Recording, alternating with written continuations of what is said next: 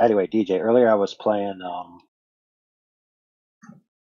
dudes critiquing the Rainy Lake experiment, Yeah. and there was some Hmm. profound stuff in there. And I'm working on this. It's not an argument. It's just a let's just call it rhetoric, maybe even a rhetorical question. And so the Globers say the Earth is a globe, but we're always seeing things beyond the geometry that the globe Earth would allow because of optical conditions.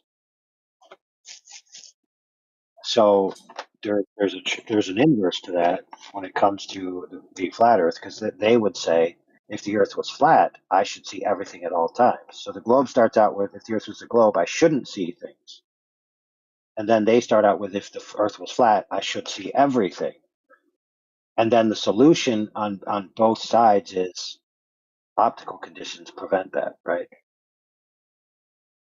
Hmm. So the optical conditions negate the previous claim, and of course we have to see through optics, so that's a given that whatever you see has something optical going on. And for various reasons, especially when it comes to trying to prove all this extraneous alleged refraction that would supersede the globe geometry, wouldn't it be more reasonable to conclude that the Earth is flat and the reason why you can't see things very far away is because of optical conditions rather than the Earth is a globe, and the reason why you can always see things too far away is because of optical conditions.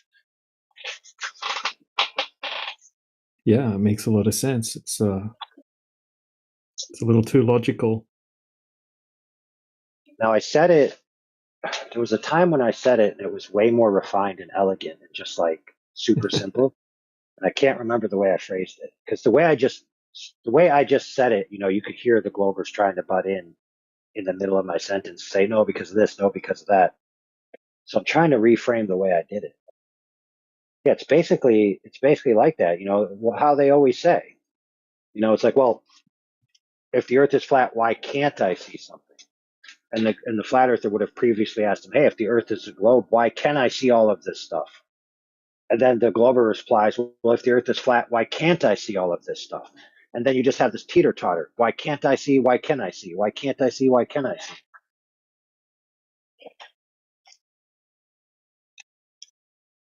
Yeah. They also have crazy double standards. That's what's one of the most annoying parts, and contradictions. Like even on the Rainy Lake test, they show a picture of a distorted image that's really shitty looking and crazy distorted, and they say, "Oh, this is how we know that there's heavy refraction." And then they show a slightly clearer image, and they say, "Oh, this is how we know it's low refraction." But then we show them an image that has even more clarity to it than their low refraction image, and then they say that's extreme refraction. So it's like, what the hell? Guys are crazy. Divine refraction. Divine refraction is where you can always see everything no matter what, exactly the amount needed or greater to keep the globe being proven. Because if the creator was divine, he would create the perfect divine shape, which is a globe, and he would always make it so that it's always a globe, no matter what. So you just have like divine interference.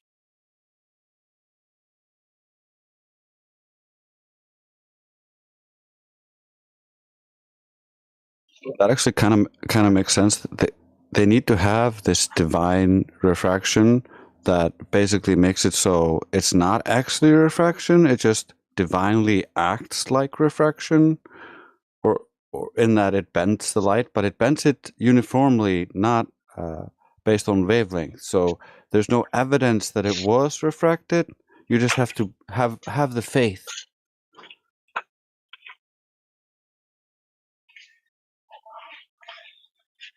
Yeah. There's also a Faith. huge difference between what flat earthers are trying to achieve when they do an observation and what globe earthers are trying to achieve when they do an observation. It's not fair to compare the two. It's completely different tasks, right? Like they have a super specific claim that they're making, And they're trying to back up that super specific claim that they're making, and we're just testing that specific claim that they're making.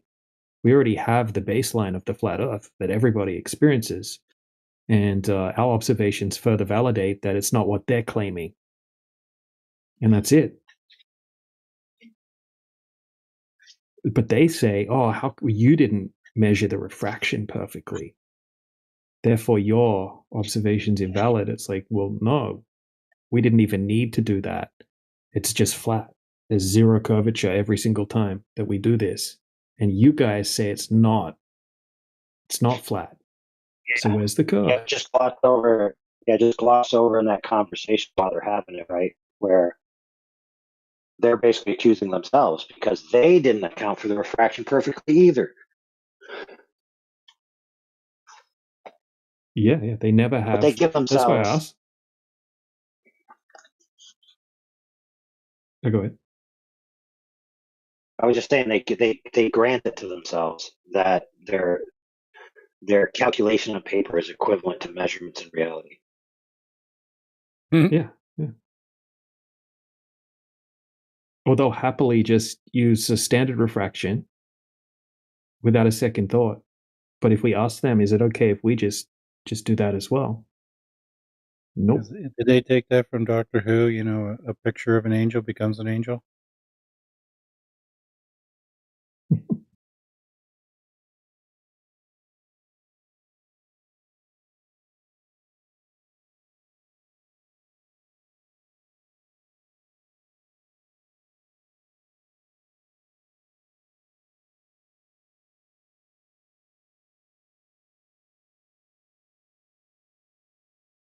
But listen, light being a sentient entity, right? If that's what they need, I mean, who are we to deny them their religion? If they want to worship light, I mean, what can we do about it? It's an old Amun Ra sun worshipping cult. Did you ever hear my secret conspiracy about that?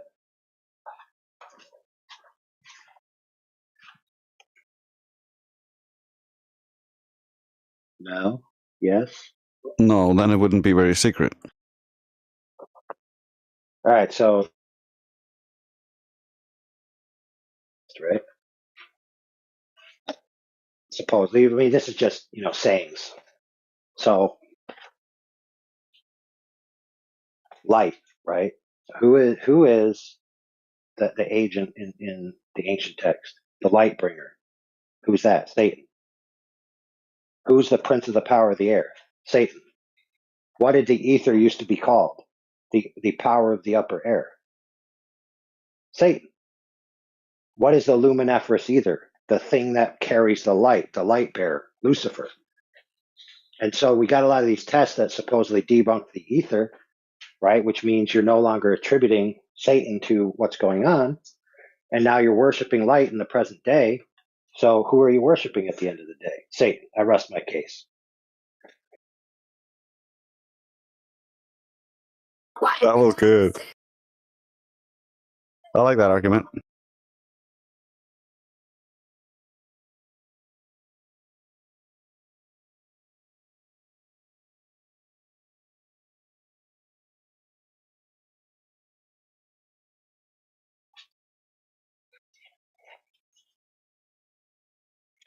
A lot of dudes don't know the history of the globe model and how much actual esoteric religion is dripping all over it.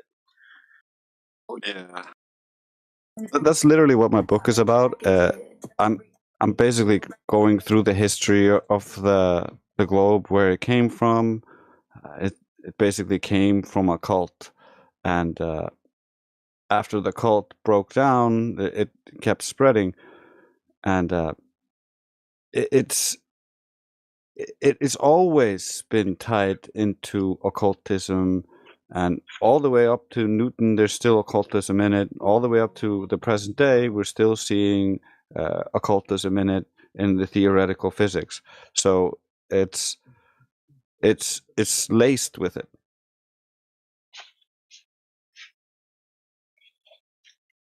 Yeah.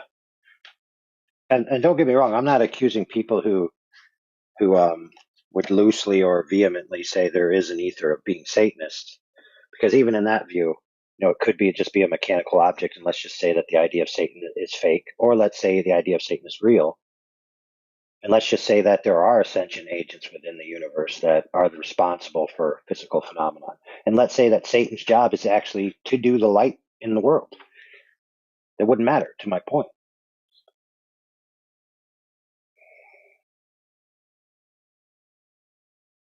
Yeah, And that's the thing, is like, we get a lot of pushback on some of these ideas and connecting them to spiritual ideas, right? It's like, oh no, that's nonsense, because science is about empiricism and facts, and no scientist would ever be influenced by their religious biases. And we're like, dude, what humanity have you been experiencing the past years you've been alive?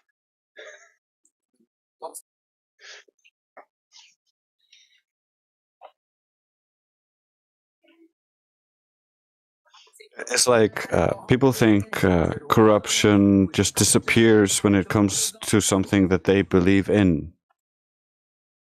Yeah, that's why lab coats are white, because they represent the purity and virginity and honesty of the man who wears it, just like a priest or a pope. Right? It's this idea that these people are on a pedestal of moral character. That is a religious belief. That is not grounded in rationality at all. But you're actually like reading from my book. It's funny. Well, don't forget, I've already read it. Yeah, you're from the future, right? I remember.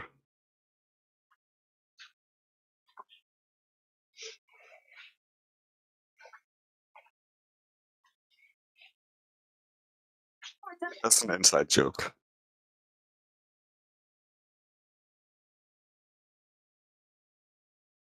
Yeah, but the thing is, it's like, it doesn't matter whether any of these spiritual claims underlying any of the pro-globe proponents or the anti-globe proponents or whoever.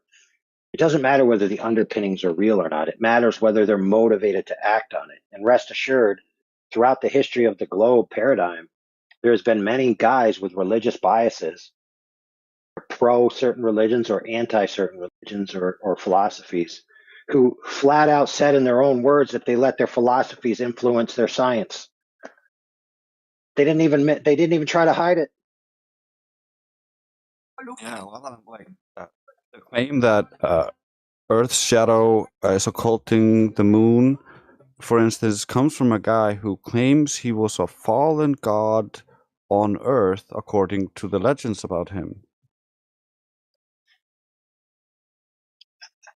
Oh, so he came from a place where he actually saw the answer to the question, hey, how do you know it's the shadow? Have you been somewhere where you can see both things simultaneously? And he's like, yeah, I have, because I'm a god.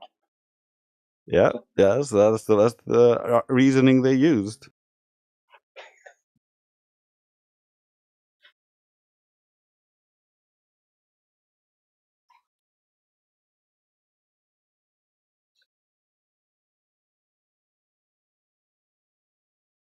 Pythagoras, for instance, was said to have a golden thigh, and so the high priest of Apollo, when he came and met him, was convinced that he was like Apollo, and so his followers believed that he was the son of Apollo. They keep dressing themselves in this divine occult authority. Even Socrates was said to have spoken to a goddess who gave him a mission, and so like they're deep in this occult stuff, but they're supposed to be the fathers of rational thinking. Yeah, man. It's crazy, isn't it? They also thought that Pythagoras could be at two places at the same time and he could change the weather Yeah, just with and words. that rivers, when he walked past them, would speak his name.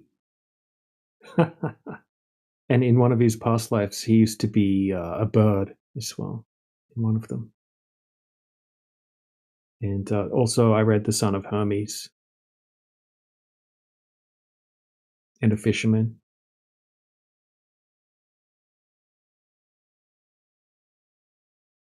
Dang. So according to them and their lineage, claim that they claim all this Pythagoras. crazy stuff. Didn't they say that Pythagoras went to the underworld? I don't know. I haven't read that story, but I know he was supposed to have a magical arrow from Apollo that allowed someone to fly around, the high priest. And once the high priest came to him and submitted to him due to the golden thigh, he gave him that magical arrow. So who knows?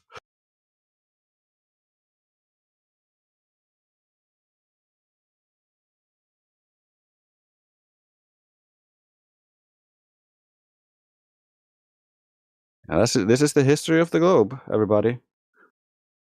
Yeah, but did his golden thigh pop out and separate, and then an automatic weapon with a laser seeker with a targeting device to his robot eye pop out? I don't know. I think it was a reference to like- descriptions of Apollo being golden. Like RoboCop, you know what I'm saying? Now, listen, I'm being silly talking about fictional characters because that's probably exactly what this dumbass was. A fictional character, not a real person. Yeah. But Right? it's still, that's where the story comes from. It comes from this supposed fictional character, and the later characters are no better. The ones who are claiming this fictional character.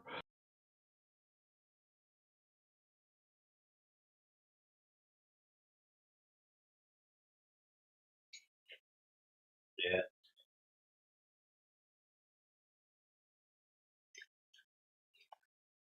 Most of them try to What I want pretend. to know is, where did they get their information from? Well, according to them, they claim to get it from the ancient world order, the older cults that used to control the world. And just like the priest of Apollo submitted to Pythagoras in the story, that's symbolic for the older lineages submitting to the new one. Right. So when you follow this stream of information upstream and ask where they got their information from, this is kind of where all the streams, all the tributaries terminate. Yeah, and that's one of the things my book is doing, is kind of like following where does this idea like go, and how does it spread, like who comes up with it, who's he connected to, and stuff like that. Like, and if you look at their myths and stories about each one of these people, like Parmenides, they're magic people. They can do magical things, make rain happen, and all sorts of random stuff. They're all mystics, and belong to this Right. older mystery thing that was part of the civilization back in the day, like the Oracle of Delphi and that kind of stuff. Right. So all the angels were instructed to teach men all these things, and 1/3 of them prevaricated.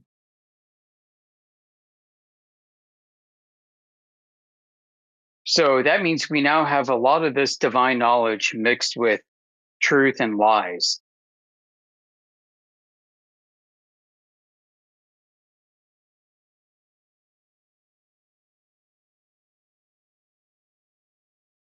I mean, if people want to take the biblical angle, then you just got to take their myths at their own words. If they claim that they are fallen angels, they're possessed by demons, that they're conversing with demons and getting their orders and information from demons, these are the people your religion is based on, okay?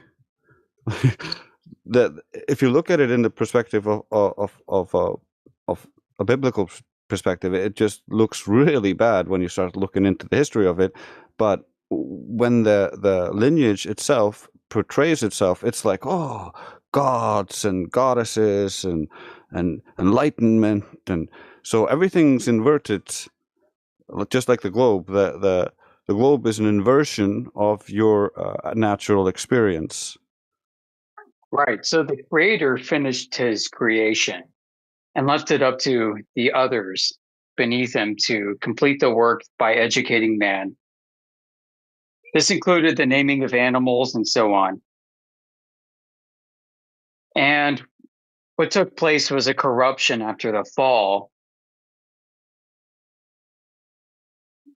So now we've got a bunch of information that was handed over from the divine realm that includes pure information and a bit of corrupt information. Because like when Adam and Eve, when they were cast out of the garden, and God gave them their coverings and taught them some of the essentials they needed in order to survive. They were still in communion with everybody else, but by that time, the entire fall had taken place, including the angels who fell and prevaricated and became demons. So man, with its proclivity towards sin, along with the proclivity to take in information that was provided to them from fallen angels,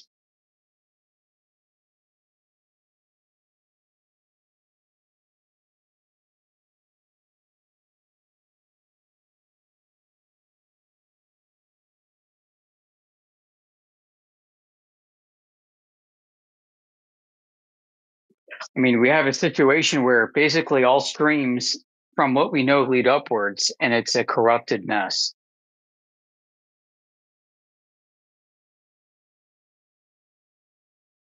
And this is exactly why Jesus Christ came down and was sent to fix all this. Anyway, back to the geometry of our world.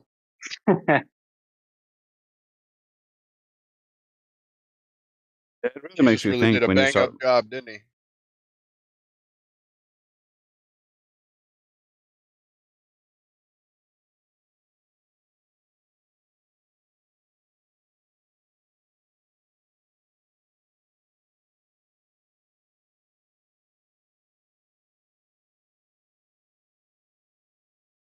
Well, back on point. We're talking about the topic: Earth being flat or not measured as a globe, or rotating, for that matter. If you think you have evidence contrary to that, then please present it.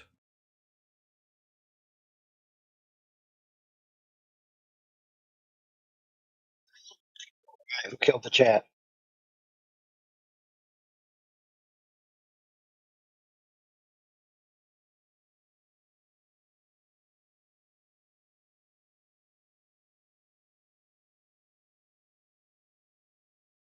I guess All I'll right, take the guys, blame. any satellite engineers, any NASA astronauts, pilots, surveyors, come talk to us.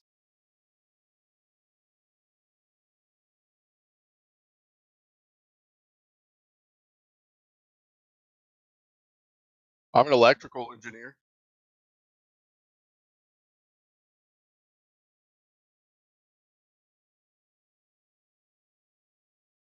Oh, okay, cool, Jeff. man. You down with Maxwell's equations?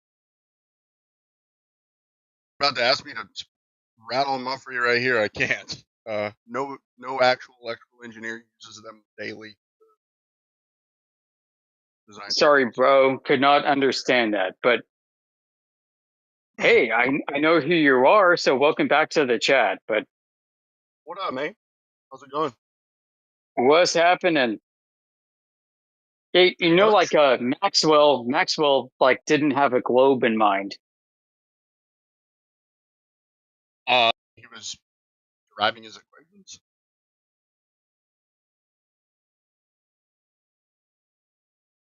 Maxwell's equations have nothing to do with the shape of the Earth. Yeah, I agree with you. All right, man, good. So we've got some common ground. Excellent. Very nice. No, but like what I was saying was electrical engineers, we don't use Maxwell's equations daily to design circuits anymore. Use small circuit models and Ohm's law, which is a simplification of Maxwell's equation.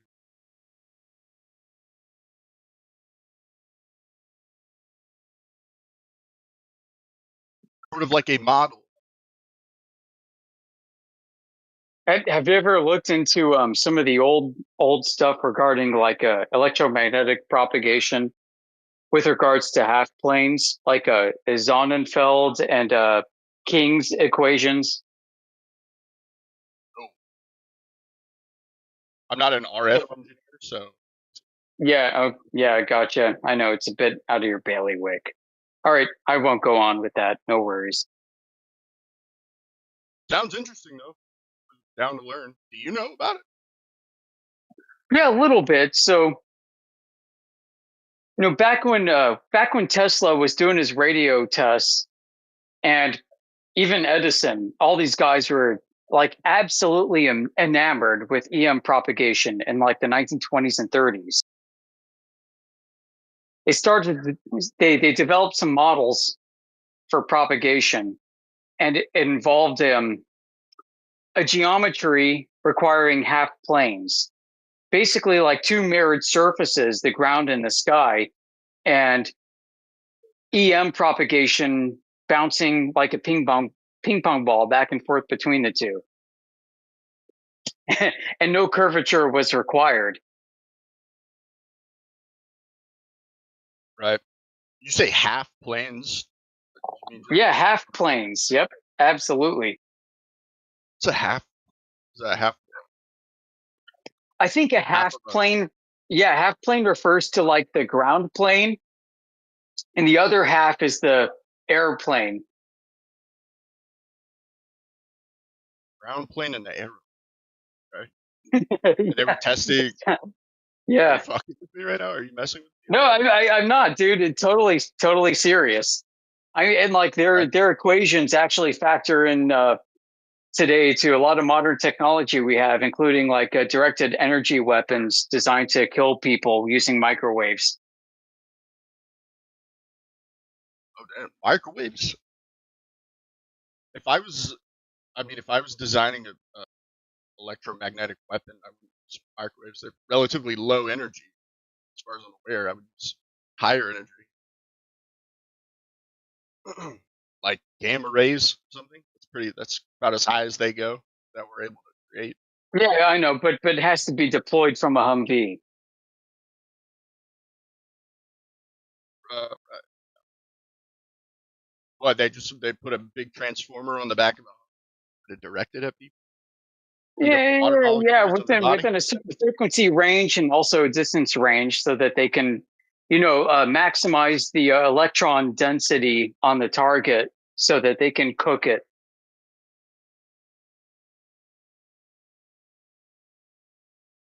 That's the old hamster in the microwave experiment that we've all done. Dude, I'd love to talk with you more. Thank you for coming in. I actually have to step back because I'm making pizza for my kids. So enjoy. Perfect. Happy Friday. Don't get my hopes up like that. How dare you say it's Friday? Actually made me check.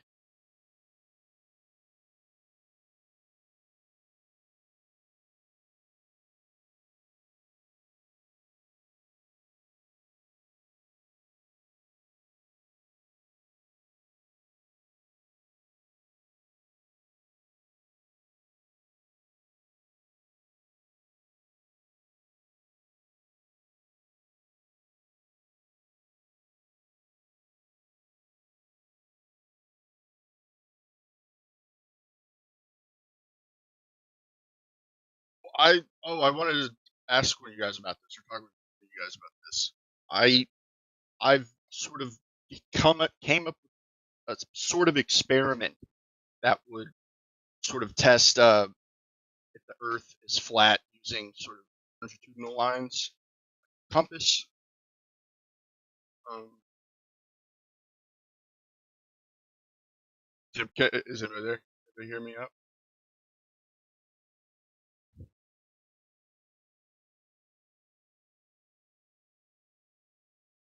We can hear you. Oh, I need to bounce some things off you. So, because every time I bring up an experiment here, either Crit or somebody else is like, "That's not an experiment. What's your what's your hypothesis? What's your blah, blah, blah? And so You're talking about the underground gyroscope thingy? no, there's a different one. That's a good one. We can talk Okay. about that if you want. Did you read the paper that I put? It's dope if you did. Yeah. I read some of it. It's a very fine test. I mean, like, they're not trying to prove the motion of the Earth or anything like that. And there's a lot of other factors that could be taken into account that they're not taking into account. Right, hell yeah. Let me pull it back up. Want to like look over peer review here? You're coming in a bit quiet. Oh, Sorry, hold on, can I you can hear me hear better now? Yeah, I can hear you a bit better now. Yeah, for sure. I'm gonna say, do you wanna let me pull it up and we can do like a sort of peer review or something if you want. Yeah, well, I mean, I didn't study the paper like intensely, like go over everything. I just had to breeze through it when you were talking about it and read a few parts of it. Hey, me neither. I haven't read it from like start to finish either. But what specific did you have any like specific things that you didn't like about it, or that you have Well, like issue with? I mean, it wasn't necessarily trying to measure for the Earth rotation in the first place. I mean, it was measuring a Sagnac frequency shift. Using a ring laser. I mean, it measures a phase shift in the light traveling around the loop. I mean, and then you're sort of interpreting that, or it's getting interpreted as Earth rotation, and it depends on the chosen reference frame. So, I mean, I'm just saying that there could be other things that could be causing that. Okay. You right. So, I mean, so it's like it detects rotational type effects, if you know what I mean. Like it's it's not like directly measuring rotation. It's measuring the difference between light is detected. Exactly. Yeah, and so I mean, going back to like the Sagnac effect, I don't know how he measured the difference in light originally, but if we are stationary, because when you spin up the gyroscope, right, that creates like an inertial reference frame that should maintain its angular direction, right? And so any sort of like discrepancy in when when measuring it when you first start it and then at a certain time later, if there's a discrepancy, that means the Yeah, I get that, dude. I get that. Let me advance this a bit. So when you use lasers on a table, how come the lasers, when they're stationary, don't measure any phase shift effect? And they only manifest when you start rotating the table of lasers around, like Pat Sajak and Wheel of Fortune. so you're saying I don't know the answer either, but that's what they have to do. So you're saying they only measured a phase shift if the lasers are rotating, but these lasers were stationary. Yeah, we're talking about the original. They only get it when they rotate the table of lasers. What are you specifically talking about? I haven't heard this before. It's called the Sagnac effect. Right. What is how did he perform this experiment? I thought the lasers were stationary, or it's one light source, right? That is being yeah, I know. Most people think that, but you look into it, dude. They've got the light table and they spin it around like Pat Sajak, like Wheel of Fortune, and then the phase shift appears. Totally serious. Like most people don't know that, but that's really what they do. How do you know that? Or where did you learn?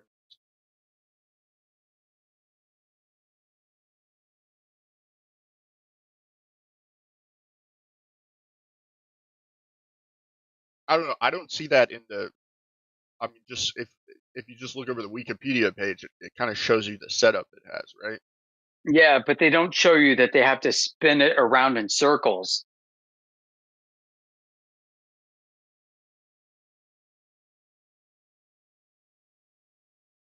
Is that in his thing? I didn't know that he spun the.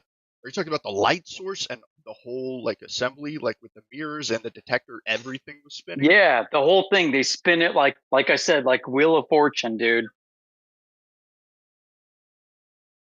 I don't. You like send me something like that? I don't know about that. Where did you? How did you find that out?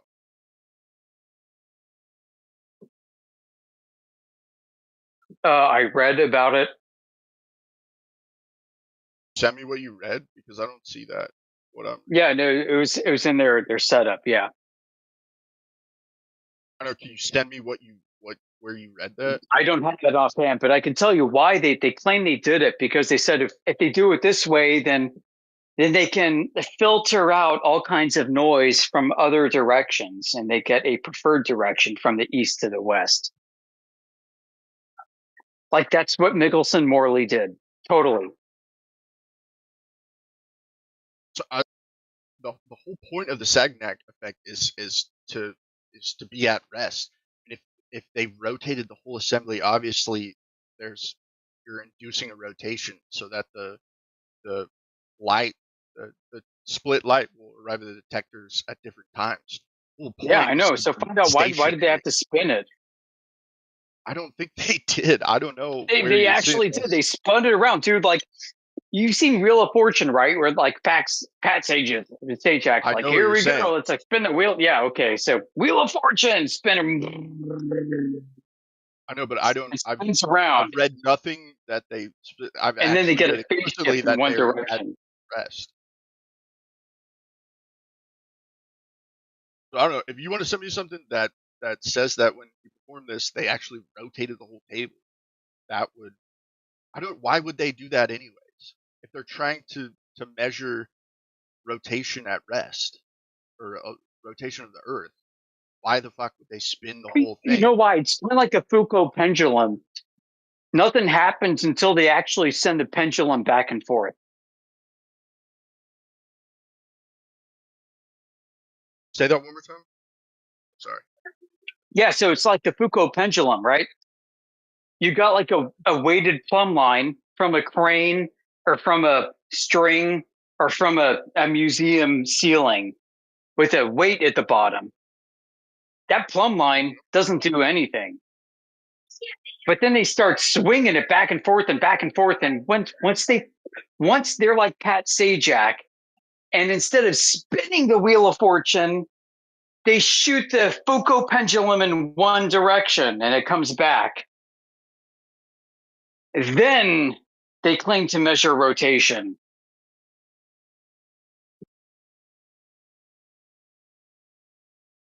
Right. Okay. I see what you're saying. Well, I'm sorry. I'm looking at the Foucault pendulum really quick. So Dre said they spun it to show the fringe shift from the motion. They recorded that. Einstein and Lorentz tried to explain that shift away. One as an observer-dependent apparent contraction, and ether for the other with actual contraction. Yeah, I think Sagnac, he was originally trying to prove the existence of like the ether.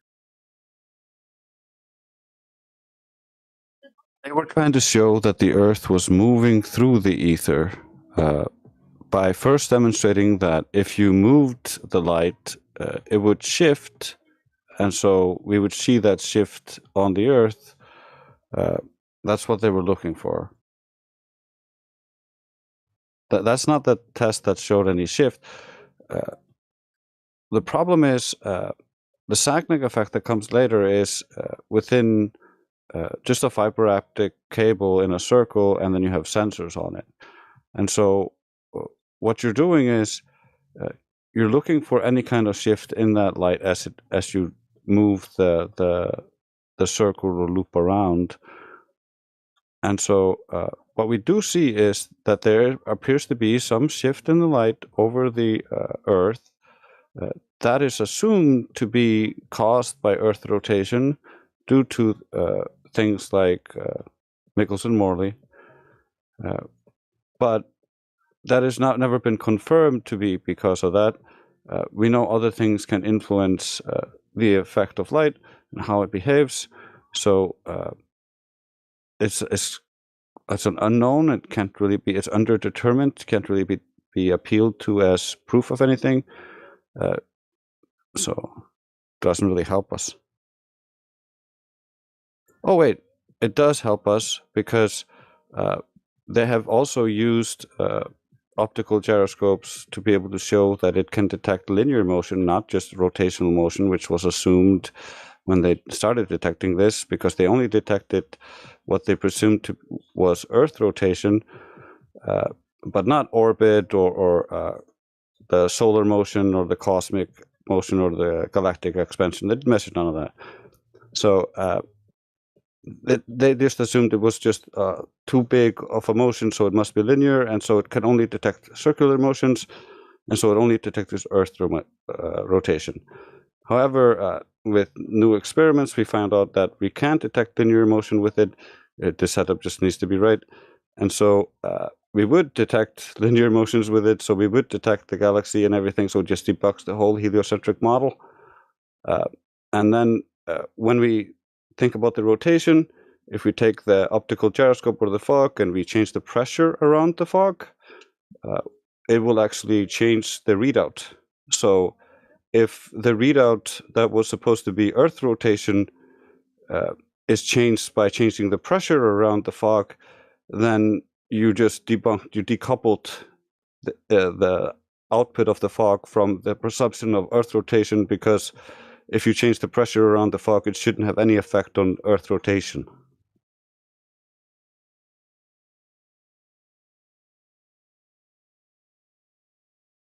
Okay. And looking more into it, I'm sorry, you were right, Yoder. They did spin the whole apparatus to detect the phase shift of the light. Yeah, thank you. Listen, I know that's a seemingly minor detail, Oh no, but it's a big one. for the argument, like it's totally relevant, right? Like, why did they have to do that? Like, now it becomes way more complicated. I think back, so that he performed this in 1913. So his measure, I think his form of measurement. I actually don't know how he measured the light. I'll look this up. But I think what he was trying to prove is that rotating it is that in this experiment, it proves that rotation is physically detectable without having to look outside of the apparatus. As in, like, the rotating reference frame is not equivalent to an inertial reference frame. It's an absolute sort of reference frame. No, I gotcha. Right. So if Earth is a non-inertial, then why do you have to spin it around like Pat Sajak to get it to show inertial motion if Earth is inertial too? Right. So that's how he did it back then. But now this experiment is performed with, like, ring laser gyroscopes. They don't spin it. Oh yeah, have you seen the computers that are hooked up to those? I'm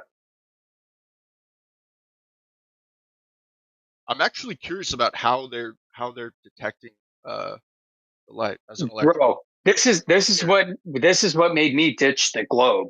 This exact phenomenon did it, 100%. Okay, how so?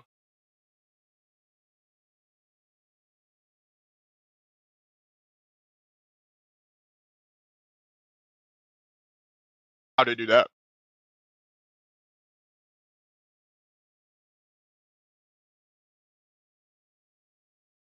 I coming through? Sorry, is my mic going shit again? Yeah, sorry. Because Oh, is for it them my to mic? produce because if they had to produce a phase shift commensurate with 15 degrees per hour, they had to move it. Just like Foucault pendulum, for it to predict some kind of motion of the Earth, they have to move it. All of these things require a person, an agent, to intervene and subject some kind of arbitrary motion to the situation in order for it to produce the desired results. And if the agent does not intervene in the way that is required to produce the desired results, then the desired results affirming the globe do not actually come out.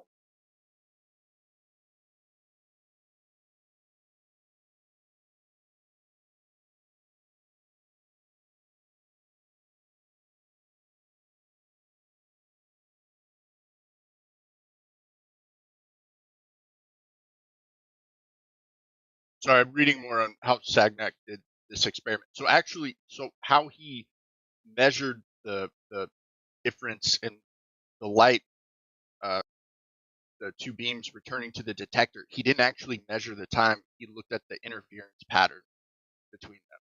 So if the two beams of light would have arrived at exactly the same time, they would be in phase, and there would be no interference. And Right. They call that a beat pattern. They call it a what? Yeah, they call that a beat pattern with a rhythm that's associated with the sidereal motion of the.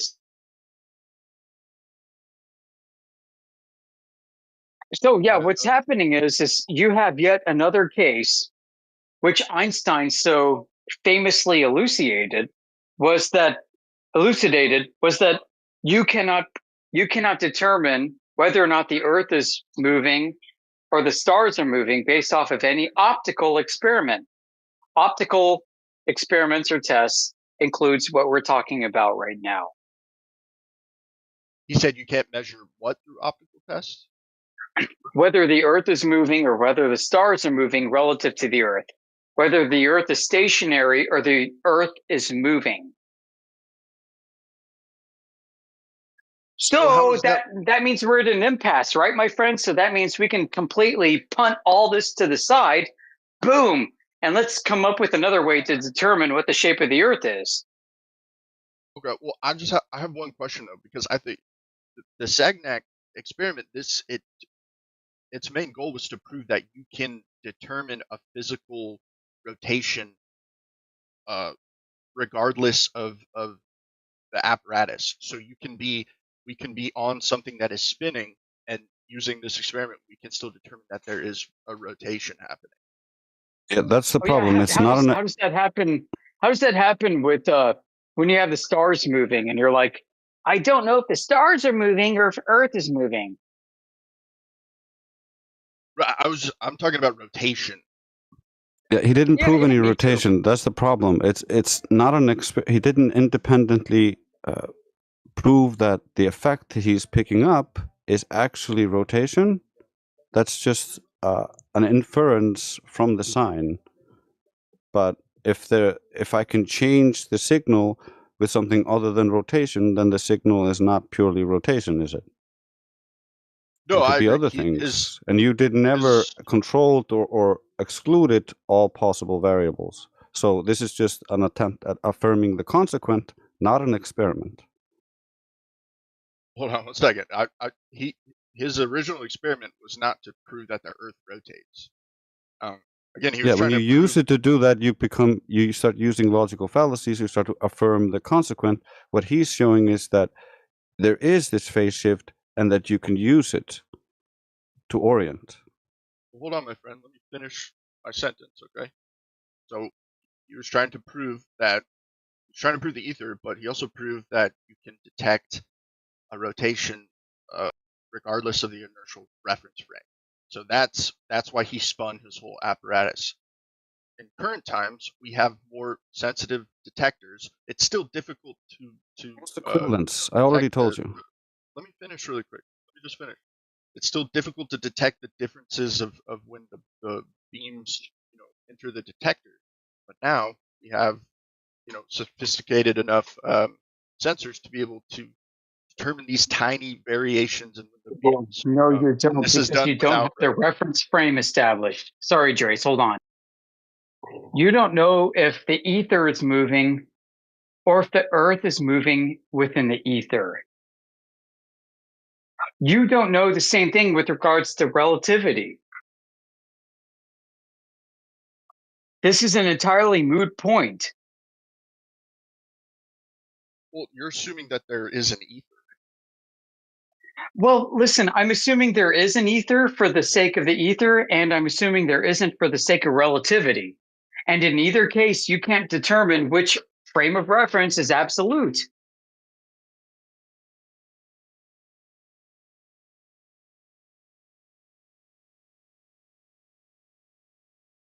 Yeah, there's no such thing as an absolute reference frame.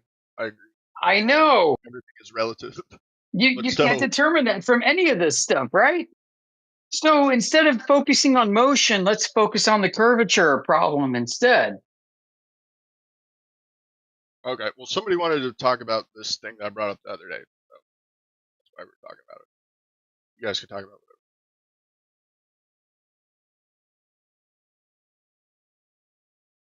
No, so listen, like,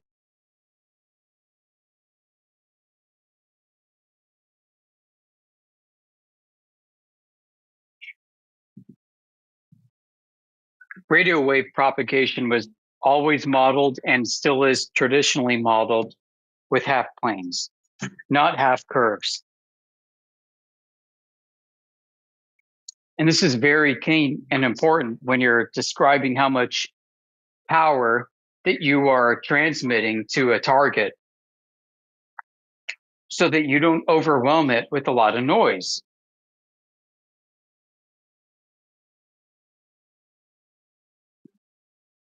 And some of the early radio nerds, like Marconi, were able to transmit at low power, which are like cannonballs through styrofoam, vast distances from Wales to Australia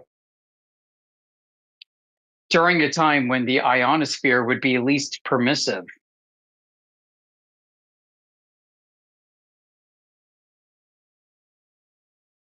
Yeah, the thing about half planes. When you say the radio waves are like modeled using half planes, are you talking about like the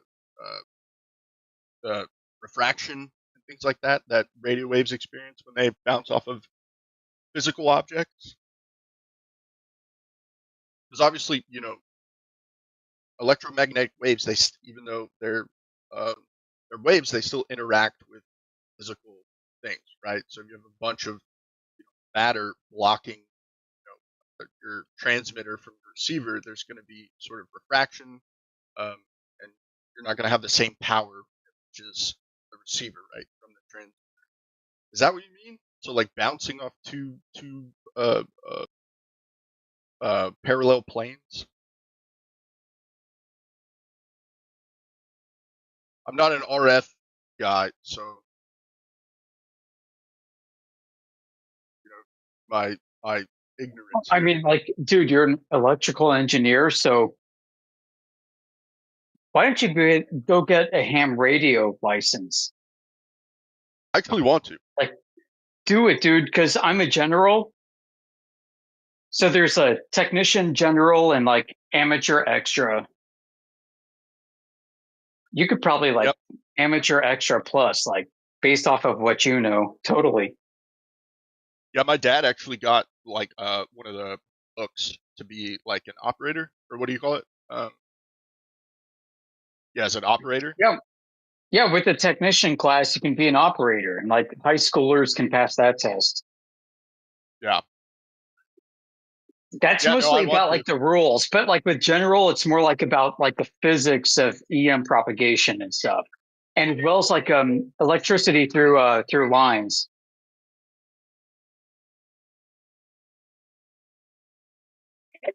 That's good advice, Dr. Yoder. I think more people should take you up on that, because maybe if these recalcitrant globe believers, just immerse themselves with just practical knowledge, maybe eventually they'll let go of the cult. We can dream. Yeah, Yoder, hey, Dandelion, it's true. Yoder, You study this stuff and you go back in time, you're like, how come they modeled propagation over a flat Earth?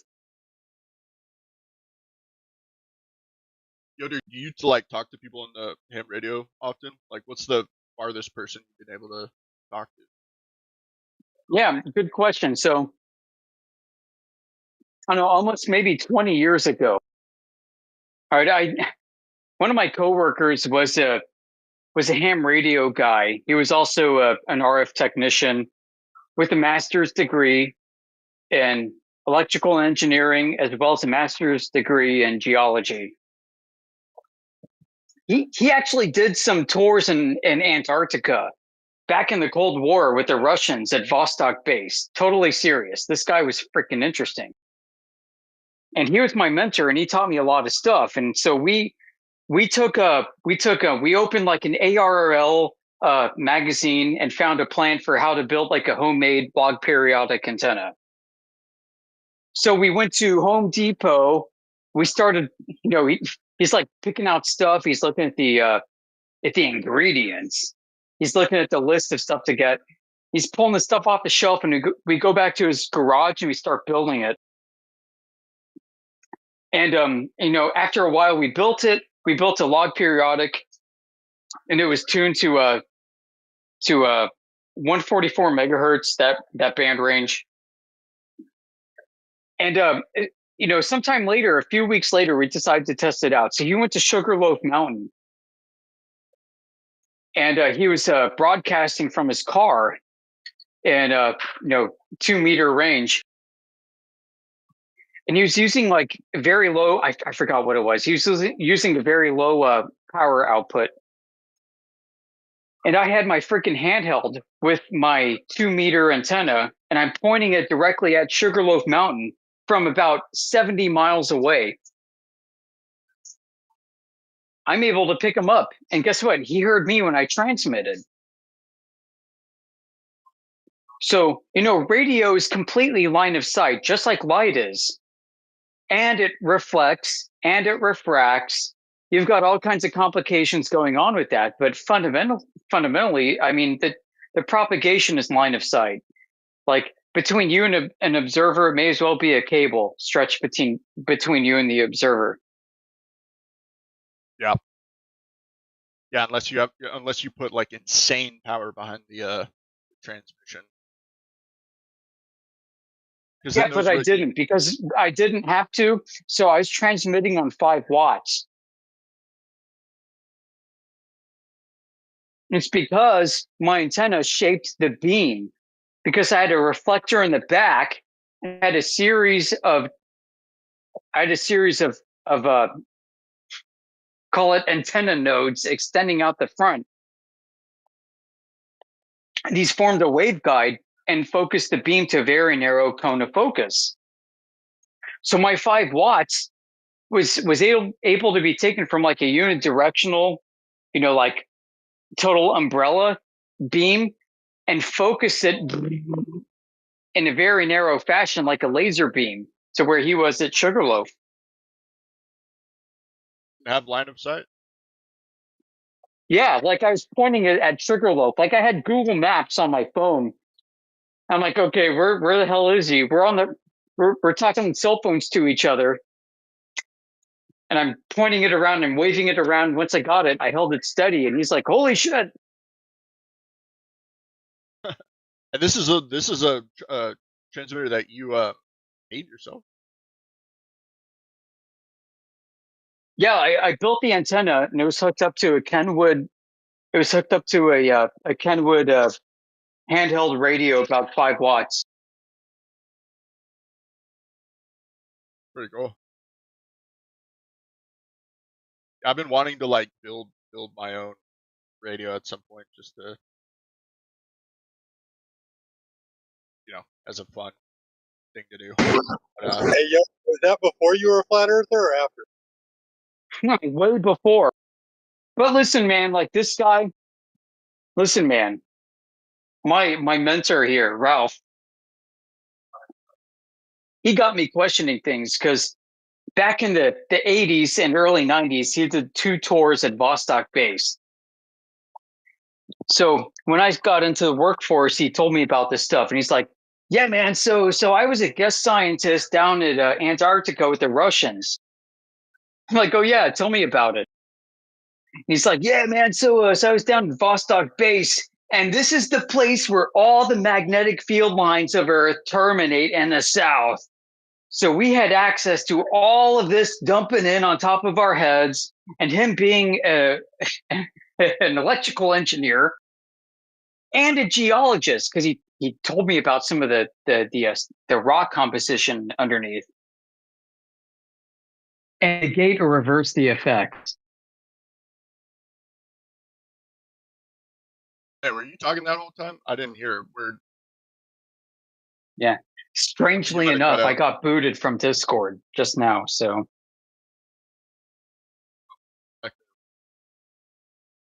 I'm back.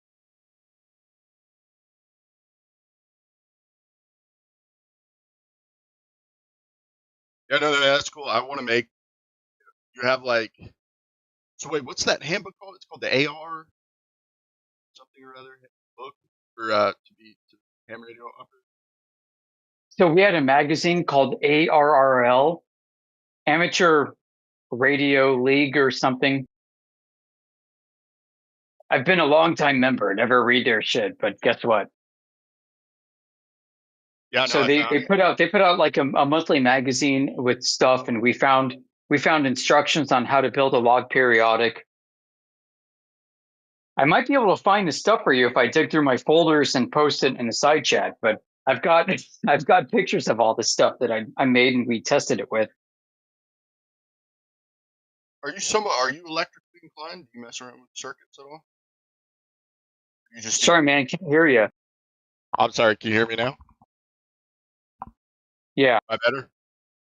Sorry, I was at. Are you electrically inclined? Do you mess around with circuits at all? You build like other circuits or just radio? I mean, yeah, circuits and radio, maybe like 20, 30 years ago. I'm not that young of a guy. I've spent the past 20, 30 years of my life moving on to other things than that. So my knowledge in that sphere is not as good as yours. Hey, you should get back into it. It's I don't know. It's coming for me though. Yeah, man, maybe when my kids are in college and stuff, I'll do that. So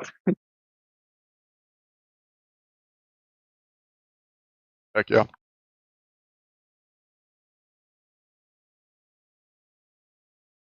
yeah, so Fish, there's a document that's been floating around our community. It's called something like Electromagnetic Fields Over a Flat Earth by the Army Research Lab.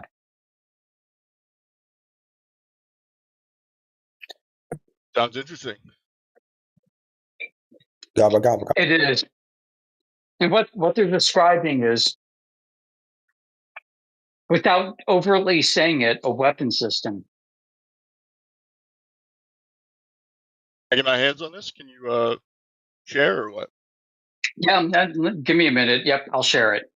It's a weapon system designed to focus the electron density on a target, and they model the system over half planes. Maybe I should say between half planes, over not a globe. And in the document, they invoke some of the greats that happened before us, Dr. Sonnenfeld and King, who basically pioneered EM propagation. And through their models, he incorporated it into a system, and he proposed this model used for the Army for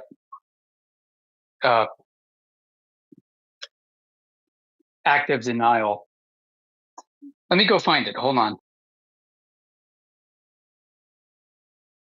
Yeah, sounds Oh, look, Yaga Bruno made by posted the front page. Thank you, Yaga Bruno.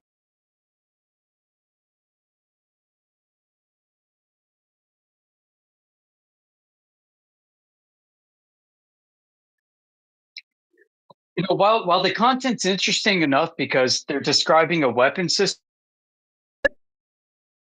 the references are what's really important, especially in the beginning, in the foreword, where the author says basically,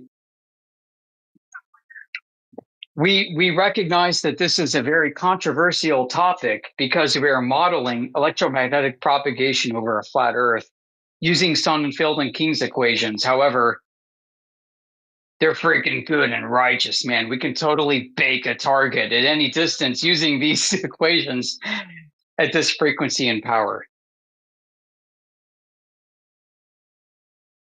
And so it just kind of fits in with everything else that we keep coming at over and over again. Marconi's 10,000 mile transmission, EM fields over FE, all the high altitude, long distance infrared observations we have in the 900 to 1,000 nanometer range, from 20,000 feet to 40,000 feet, seeing everything but from 200 miles to 1,000 miles. Plus, we've got, when EM propagation really is the name of the game here. We've got some interesting studies by the Naval Research Lab, the NATO Sapphire project.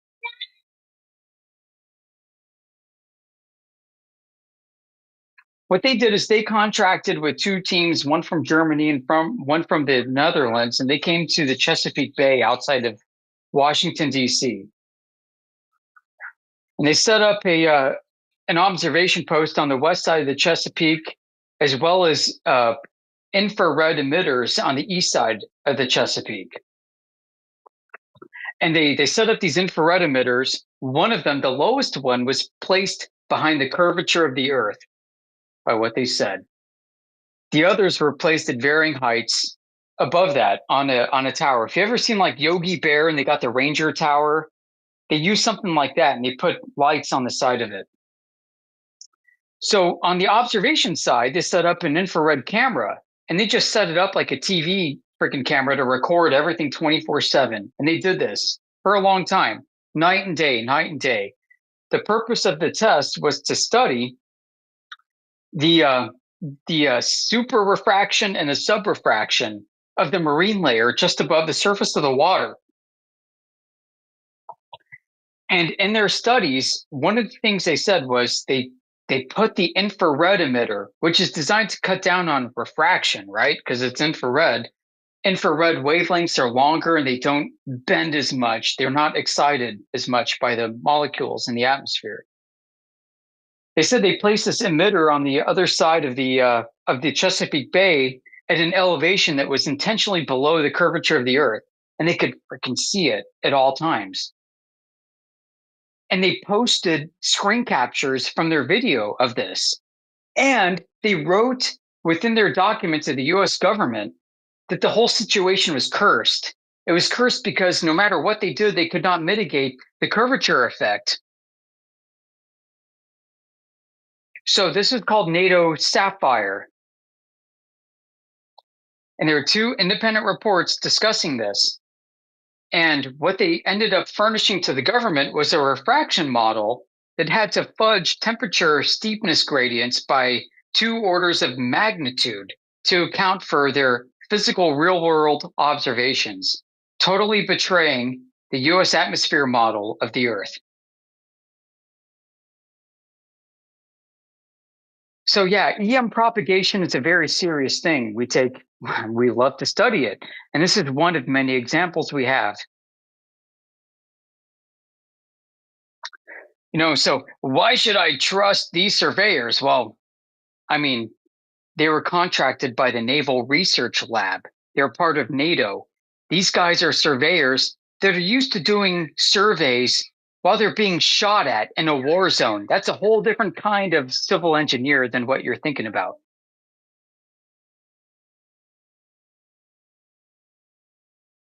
Yeah, I'll have to look at this paper. It sounds interesting, but I think Okay. the flat Earth part in the title is like slightly misunderstood. I think they were just they were doing it over distances that are relatively short compared to the proposed radius of the Earth. So like when when it's modeled, when you model things like this, you assume a a plane, because any if there was any curvature, it would introduce negligible error compared to the phenomena being studied.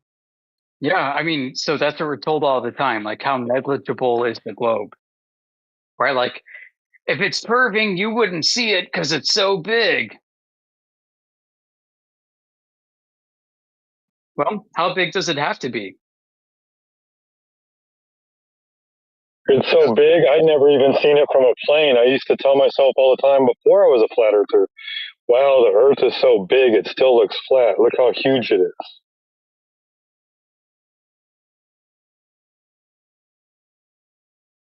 Yeah, so over 100 miles, it's about 99.5% flat. If you compare the 100-mile arc, the geodesic, to a flat glass tabletop.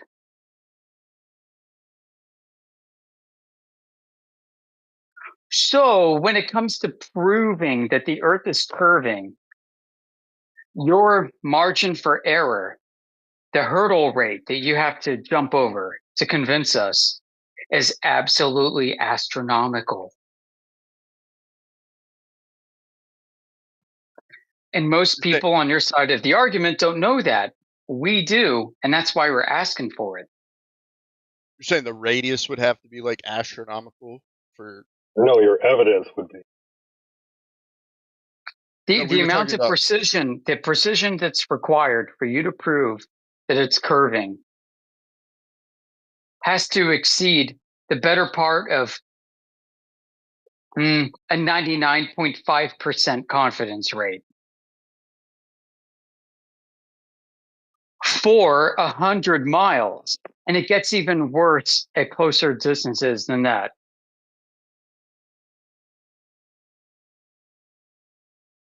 Well, can we agree that, like, if we lived on a sphere, say the radius was gigantic, infinite, that Sure. it would appear Yeah, we can agree with that, right? It totally appears flat as such. So what now? Why should I accept that it's not flat?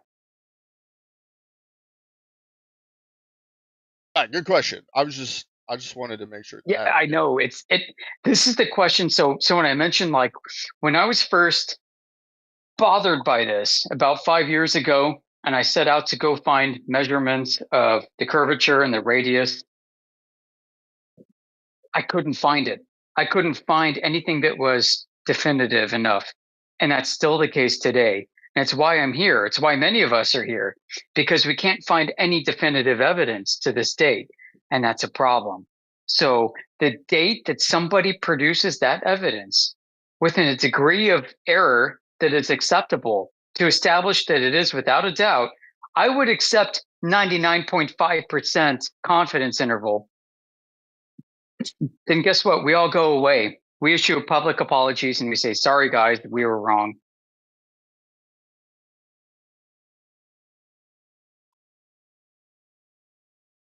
Yeah, so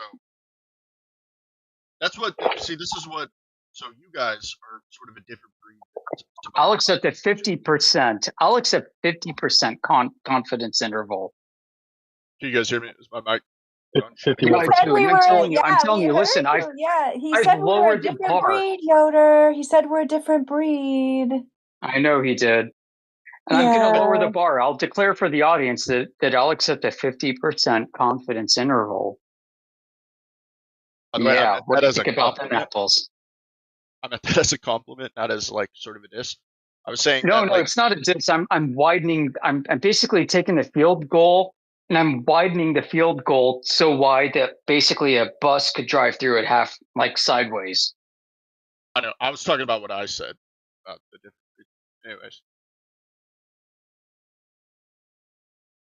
Hey, Fish, can you agree that the only evidence that most people will point to, if not all, when it comes to the globe, is immediately they point to the sky. They don't even look at the Earth. They point to everything in the sky, and they say everything in the sky must look like that. I feel like the easiest evidence to go for off the bat is just the images from space that we have. That would be mine, but Well, it was definitely what they sold me on until I someone said, "Hey, the Earth is flat." I'm like, "That's stupid," but I'll look into it because you're smart. I respect you, and I don't want to call you stupid. So let me look into it. And then I find out that from a 6-foot observer, the horizon is only 3 miles away when you're looking out over the water. I'm like, that's not right. I've seen ships docking at an island 20 miles away. So how is that possible? have you looked at like the same thing over water multiple times on different days? Oh yeah. Mm-hmm. Yeah. Yeah. So we've got always consistent. we have we've got tests that have been done during the daytime, during the nighttime at the same location on different days. Hundreds and hundreds of tests at this point, like really, really well done ones that are crystal clear.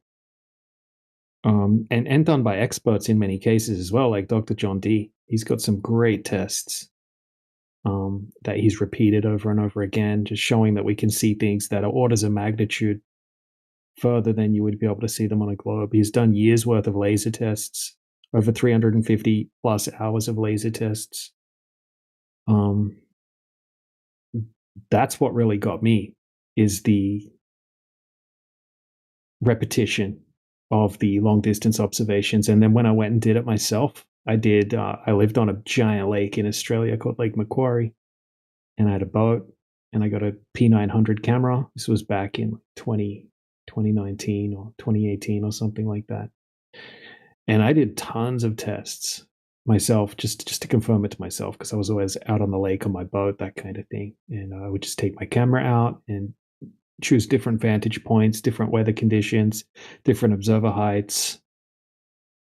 And the lake had white sand beaches on a lot of the places, so you could have a really clear target.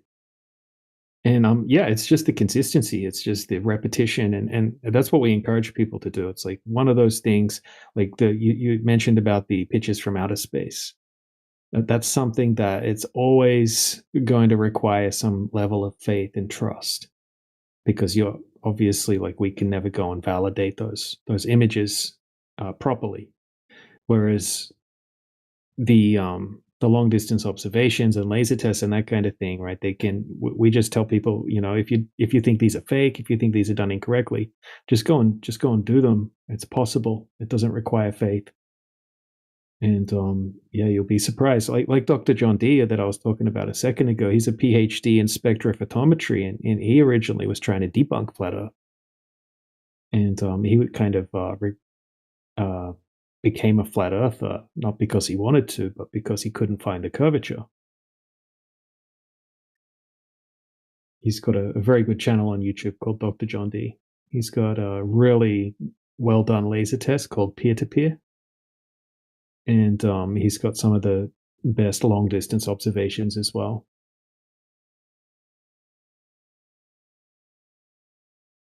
Okay, I'll have to check him out. But just from your observations that you made, and also Dr. John D, were your measurements of the same object, were they consistent between different days, like within an error margin? Yeah, within a margin of error, because we have different conditions on different days, right? So some days you're going to have days that are not suitable to do a long distance observation, because sometimes we can have bad conditions, miraging effects, a lot of humid air, a lot of foggy air, just all sorts of different things. But if you go out on a nice clear day, then it's consistent on a clear day. Like if you pick clear days, then you're going to get pretty consistent results. Yeah, it's. But I mean, this is what always like messes me up when it comes to these measurements over like a horizon, is that they're never consistent. And so some days, they match the globe model. Some days you can see further. Some days you can't even see that far. And so it's hard to, how do you quantify all the different variables when measuring over distance, right? well, I mean, I've studied hundreds of different tests, and I've not seen one that matches the globe model in all of this time. So every single measurement you've made has been way over what the globe model predicts. Yeah. Every single For one. every single one, and most of them by, no matter the day, most of them by orders of magnitude as well.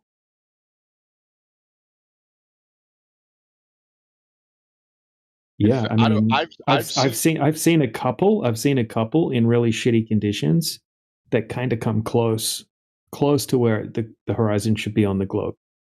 But once again, it's a day when there's big ocean swells and like wind blowing everywhere, just crappy conditions. But we would also expect some days to look like the horizon is at the approximate distance of where it might be on the globe if there was a globe, because we can have different conditions with the weather that would cause that to happen. Like like something can be obstructed from the bottom on a flat surface. So one of the easiest things to recreate on a small scale on a flat surface is inferior mirages and sinking.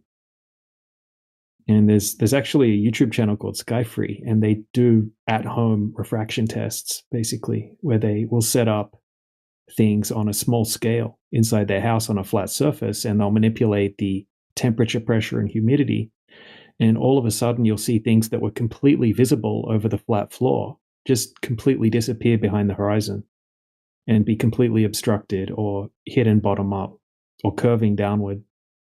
And it's just happens when you have colder air up higher and warmer air down lower, which is actually the normal in the real world, right? The lapse rate, the normal lapse rate, like the lapse rate, you probably know what that is, right? It's about the vertical temperature gradient as you go up in altitude, how the temperature changes, and the normal lapse rate is that it gets colder as you go up. It's warmer down lower, colder as you go up. So Dr. John, right? He's done years worth of laser tests, and in his years worth of laser tests, he's never seen a laser bend downward, which is kind of crazy, right? You would expect that it would happen sometime, but he says after 350 plus hours of laser tests, he's seen them bend upward, right? Bending up towards the colder air can happen sometimes. He says most often they just go straight, but he's never seen one bending downward. I've never seen one bending downward. I mean, I've scoured YouTube trying to find one. How would you? What's that? Sorry. How would you know if something's bending upwards or down? Well, you can see the laser, right? So you can see the laser going dead straight, and if it's bending up, you can see it physically bending up, right? You don't see it bending down, and also in using line of sight, it's like your eyes. Yeah, or using cameras, right? Using side view cameras and that kind of thing as well. Right. I don't think your eyes would be able to detect say it was bending down like a single degree. I don't take eyesight measurements as very scientific, I guess. You know what I mean? Hello guys. Right. Well, we've got hey buddy. We've got tests. Just rectilinear. Hey bud. Hey bud. Hold on a second. Hold on. Who do I mute first? Right. We got this one. What are you guys talking about here? And then we got this one. Is that it? Yeah, if you would be quiet and listen, then you would be able to figure out what we're talking about. Now you're muted. Yeah, so look, Dr. John D is an expert in light propagation. And with a lot of these tests, you can see the laser going a huge distance with the camera. And with a lot of these tests, we have side views of like a 6-mile side view of the laser using a rectilinear lens. And you can get extremely clear shots if you take long exposure, right? Like keep the shutter open for 10 seconds, 20 seconds. you can get a clear image, a side view of the laser. And I was a going to lot of ask, these how are you viewing the laser from the side? But yeah, long exposure, I guess, would give you that. Yeah, ice lakes, or if you can just get a vantage point from the side and you use like a 9mm rectilinear lens, for example. So you've got a really wide angle shot, but you've also got a lens that mitigates distortion. So then you can take the long exposure and get like a really nice side angle shot. I've got some good ones, like 6 mile ones, 8K images, and you can compress them horizontally and see that they're not bending downward. And we're getting direct hits. Like the one I'm talking about now, it's 3-foot height over a frozen lake in Alaska, and it's hitting a target at 3-foot height, 6 miles away. And beautiful side view shot using one of the most expensive and accurate rectilinear lenses. And zero, it's not bending down at all. So I mean, it's not possible for it to be hitting the target and not bending downward if the Earth's a globe. Yeah, I'd love to see it if you can post it. But yeah, this is the other thing as well. We can say, oh yeah, it might be difficult to see the laser bending downward. We do see them bending upward, and we do see them going straight. And while it may be difficult to see them bending downward, the amount that they would have to bend downward is a huge amount. And we're getting direct hits when we're doing these laser tests. So in a lot of them, the laser would have to be bending downward drastically, like 400 foot downward. And there should be a geometric horizon at a certain distance as well. So, I mean, for the laser somehow to be able to get guided by the atmospheric conditions to directly hit the target in all these different weather conditions that we're doing the laser tests in isn't possible. And there's no evidence that lasers or that refraction is able to do this to laser beams, especially to this extent, because the refraction coefficients that you would need for these lasers or these long distance observations to work on a globe is like the most extreme refraction that you could think of. And we're not seeing the byproducts of what you would consider heavy refraction, where you would get crazy miraging effects, inverted images, crazy heavy distortion. We're seeing nice clean images and then able to repeat them during the daytime, during the nighttime, and get pretty consistent results. So this is one of the biggest things for me, right? When I started looking into this topic, getting deep into the optics topic and the long distance observations, and just looking at what would have to be possible for this to work on a globe, right? Because you can kind of reverse engineer it. So you could say, okay, I can zoom in across this 20-mile lake from 5 foot above the water, and I can see the shoreline on the other side. In order for that to be possible, right, the shoreline would have to be lifted up 223 feet. So that shoreline on the other side of the lake should be hidden behind 223 foot behind the horizon. So all of the water beyond the horizon would have to be lifting up, refracted up a completely different amount to just give it the illusion that it's all flat along the path. And if you calculate what refraction coefficient you would have to have for that to be possible on a globe, it's huge, right? It's like a huge amount of refraction, like a refraction coefficient of 0.96, whereas 0.3 is considered heavy refraction. And we're just asking the globe earthers, it's like, all right, prove if you guys claim that refraction is able to flatten out 200 plus foot of curved water and just make it look completely flat consistently, then prove that that's even possible. And there isn't any. Yeah, no, Sorry it sounds like you're obviously pretty experienced in this. You know a lot more about photography and how to do that than I do. I don't know shit about photography or different lenses. Oh, but you know about other things that I probably don't know shit about when it comes to electrical engineering and that kind of thing. But yeah, I decided to focus, on studying the long distance observation stuff and the optics stuff. Yeah, no, fair enough. That's if you could, where do you have like all your pick? Do you post them online or just kind of? I'd love to see them and check them out. Which ones? Like the observations and stuff that I was just talking about, or? Yeah. Or I mean, like yeah, the ones you've done, or I guess I could look up Dr. What's his name, Dr. Brown. Yeah, Dr. John D. So I'll pop his YouTube channel in the side chat for you, because yeah, that's a good start. He goes over a lot of the technical stuff about lasers and how lasers work, and how what the globe earthers say as a rebuttal to the laser test, and he kind of debunks those claims. And he's got some really good long distance observations too. So yeah, I'll pop his YouTube channel. And respect for going out there and actually doing the observations yourself. And I've so many times come in here and people just post other people's shit, never actually done these things.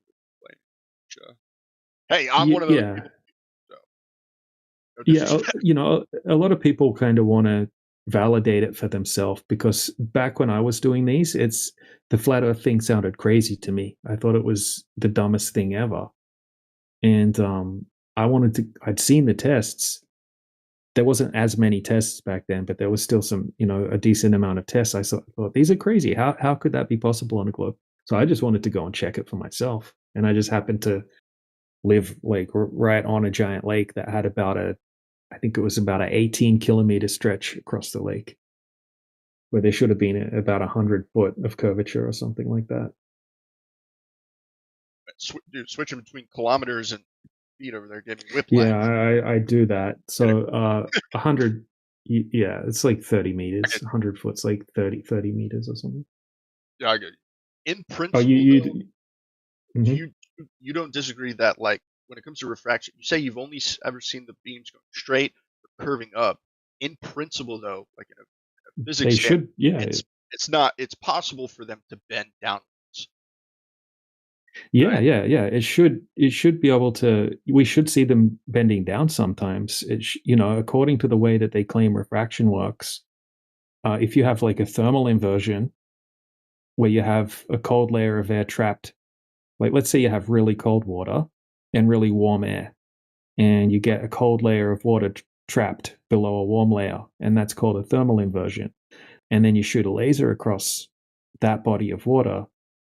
Technically, the laser should bend downward towards the colder air because it's more dense. But you've never seen that.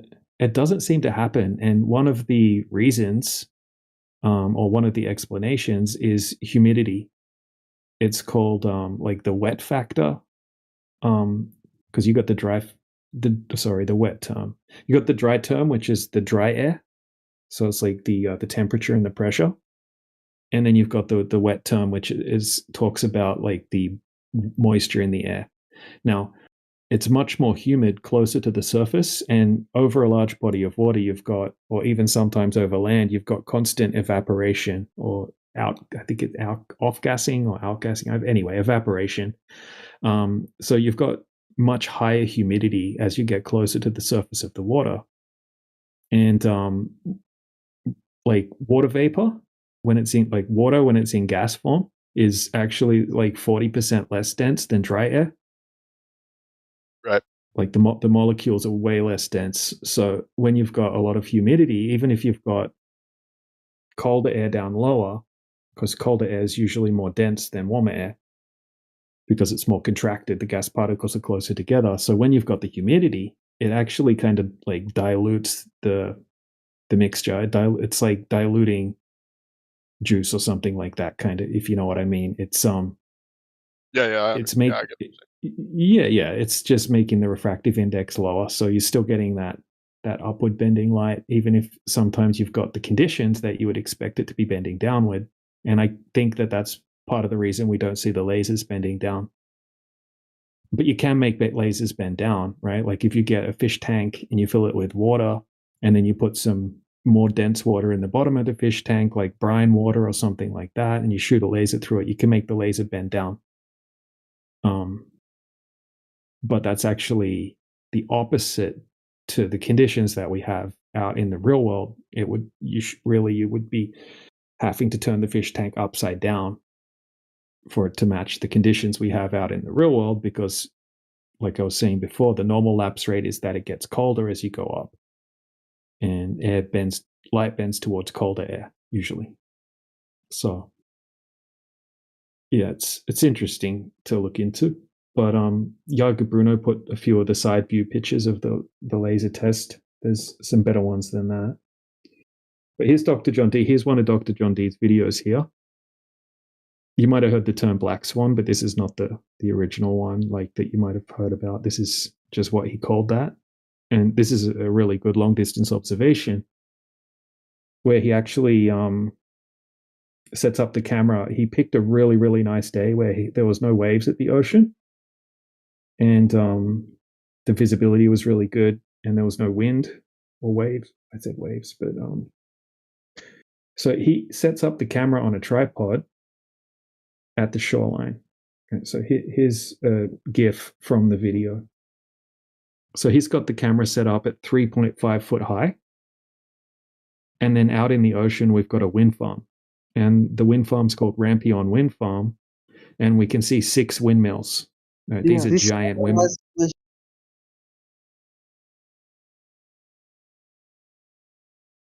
Right, 6 giant windmills out there. You can see when he zooms in. Now, based off the boat behind. Yeah. So he actually tracked that boat as well. Right. So just quickly, right? So just the raw mathematics on a globe. So if we go to an Earth curvature calculator, we put in the distance to the object. So the windmills, there's 6 of them. The one on the left is 8.4 miles away, and each one's a bit further away until you get to the one on the right, and it's 11.2 miles away. So just focusing on the 11.2 mile one, right? So we've got distance to object, 11.2 miles. We've got the eye height level, 3.5 foot. And that means that the horizon, like the physical geometric horizon distance on a globe would be 2.29 miles. Right, so that would be the maximum distance that you would physically be able to see the water. So any water that goes beyond that 2.29 mile horizon would be physically obstructed behind the curvature of the Earth. Right, not taking any atmospheric conditions into account or anything like that, just physically hidden based on geometry. Now, right, that was what I was going to say, excluding any sort of atmospheric refraction. Exactly. Right. So the bottom 52 feet of the windmill should be hidden behind the horizon physically. Now, I'll just show you a close-up photograph of the windmill bases. Just, I think it helps because when you're zooming in. Yeah. Sorry, go ahead. Yeah. So when you're zooming in over that distance, I mean, you're looking through a lot of air and stuff like that, so it's kind of hard. It's not perfectly clear. But here's a close-up. And then underneath that, Jager Bruno posted just a still shot from the video. So when it's low tide, you can see that black mark at the bottom where it's like the salt water stripped off the yellow paint or something like that. So when it's low tide, you can see the black bit. So we can see the black bit at the bottom of them, and then we can see the water going off into the distance, and then you can see that boat off in the distance. And that boat's 13.9 miles away. It was tracked on the day at the time. It's called the Shetland Trader. It's 13.9 miles away. And it should be completely hidden, right? You shouldn't even be able to see that at all by a huge amount. I think the boat's about 8 meters tall above the surface of the water. And it should be hidden by 28 meters, 80-something foot. But yeah, just ignoring the boat, right? Just to keep it simple. The bottom 52 feet of the windmill should be covered. I think the bottom 30-something feet of the closest one should be covered and blocked behind that physical geometric horizon. Now, you're probably thinking, what about refraction, right? I was. Yeah. So, but I understand.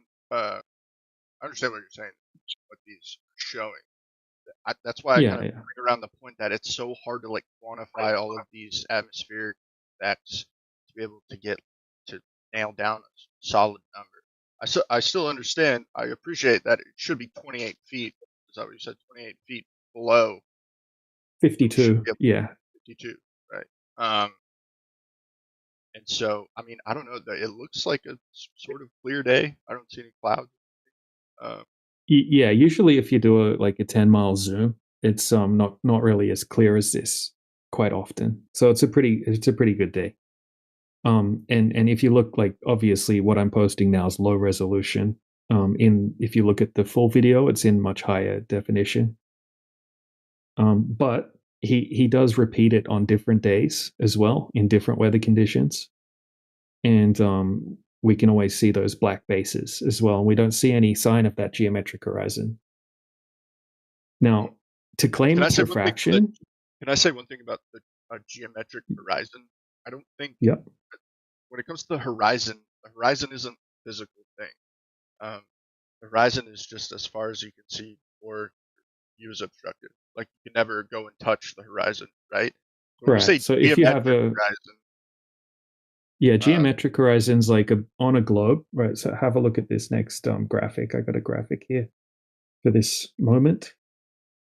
Right, so if you can click on that and have a look at it.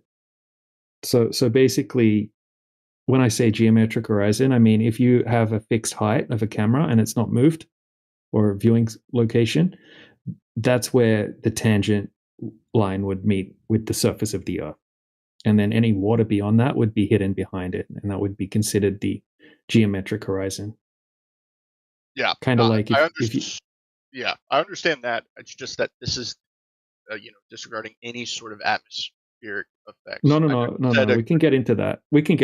This is just the physical, right? So let's say we had no refraction at all. That's exactly where the horizon would be. If the Earth's a globe, right, and you had no refraction, that's exactly the exact distance that the horizon would have to be if we had gravity, and the globe.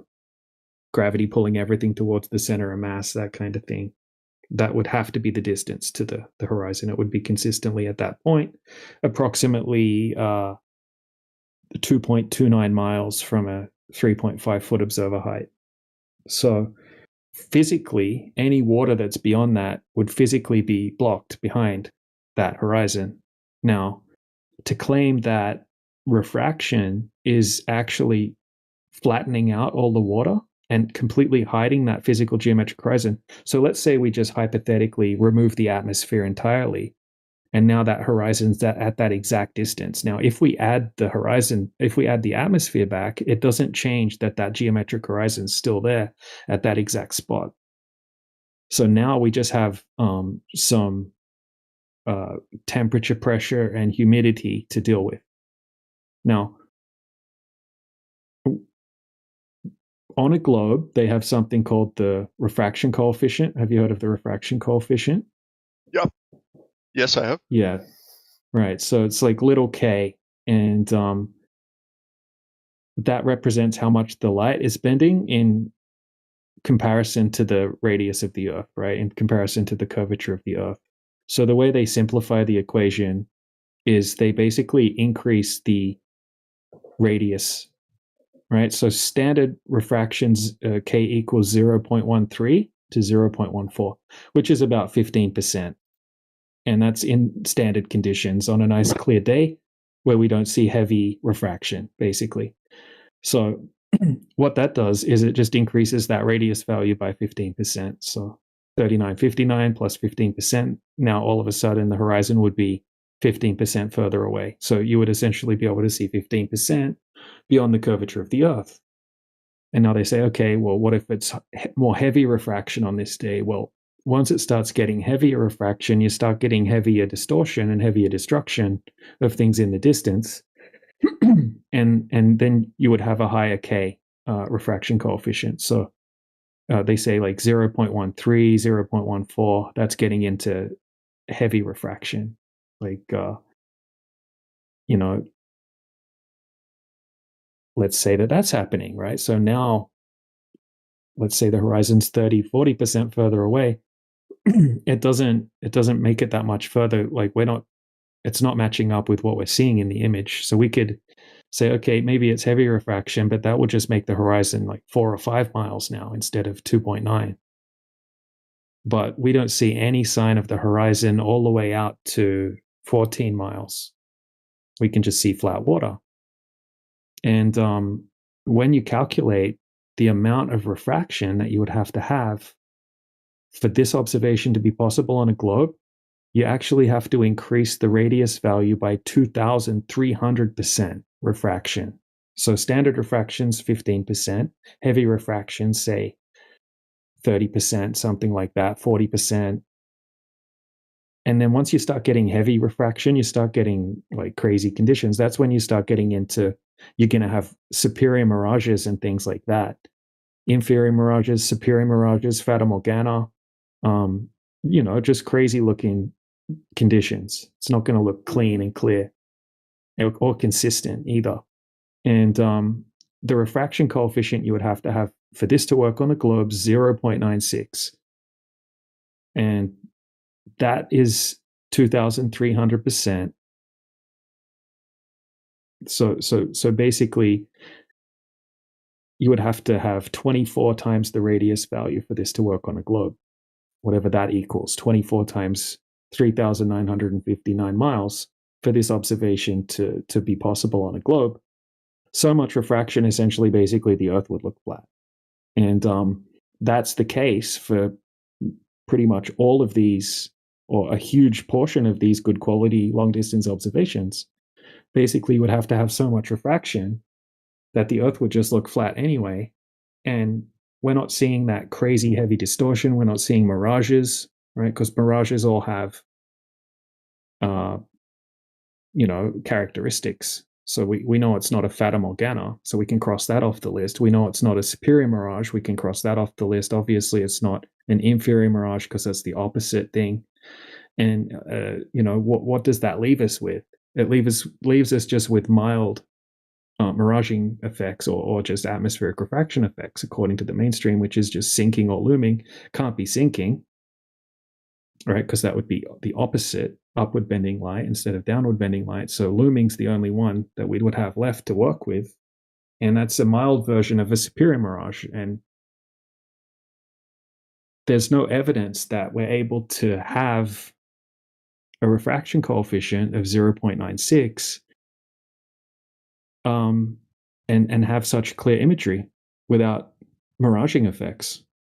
And for it to be consistent when we go in completely different weather conditions and we repeat the test on different days, to have this crazy, extreme, abnormal, crazy refraction effect and have, well, every time the flat earthers are going out doing laser tests and long distance observations, they get this crazy refraction effect that's just blows standard refraction out of the ballpark and looks clear.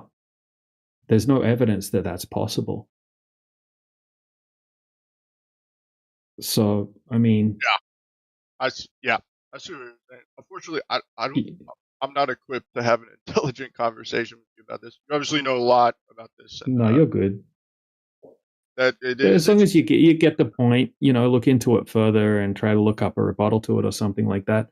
But look, this is what we challenge people to do. So find us a test, any test done by anyone throughout all of history from the globe side, where they've accurately measured the refractive index between point A and point B, and it matches up with a globe.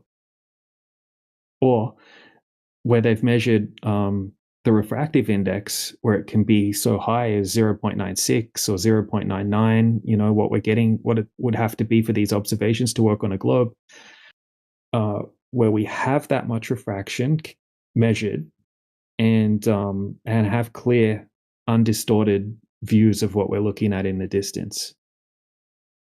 Because usually once you have heavy refraction, you get heavy destruction, if you know what I mean.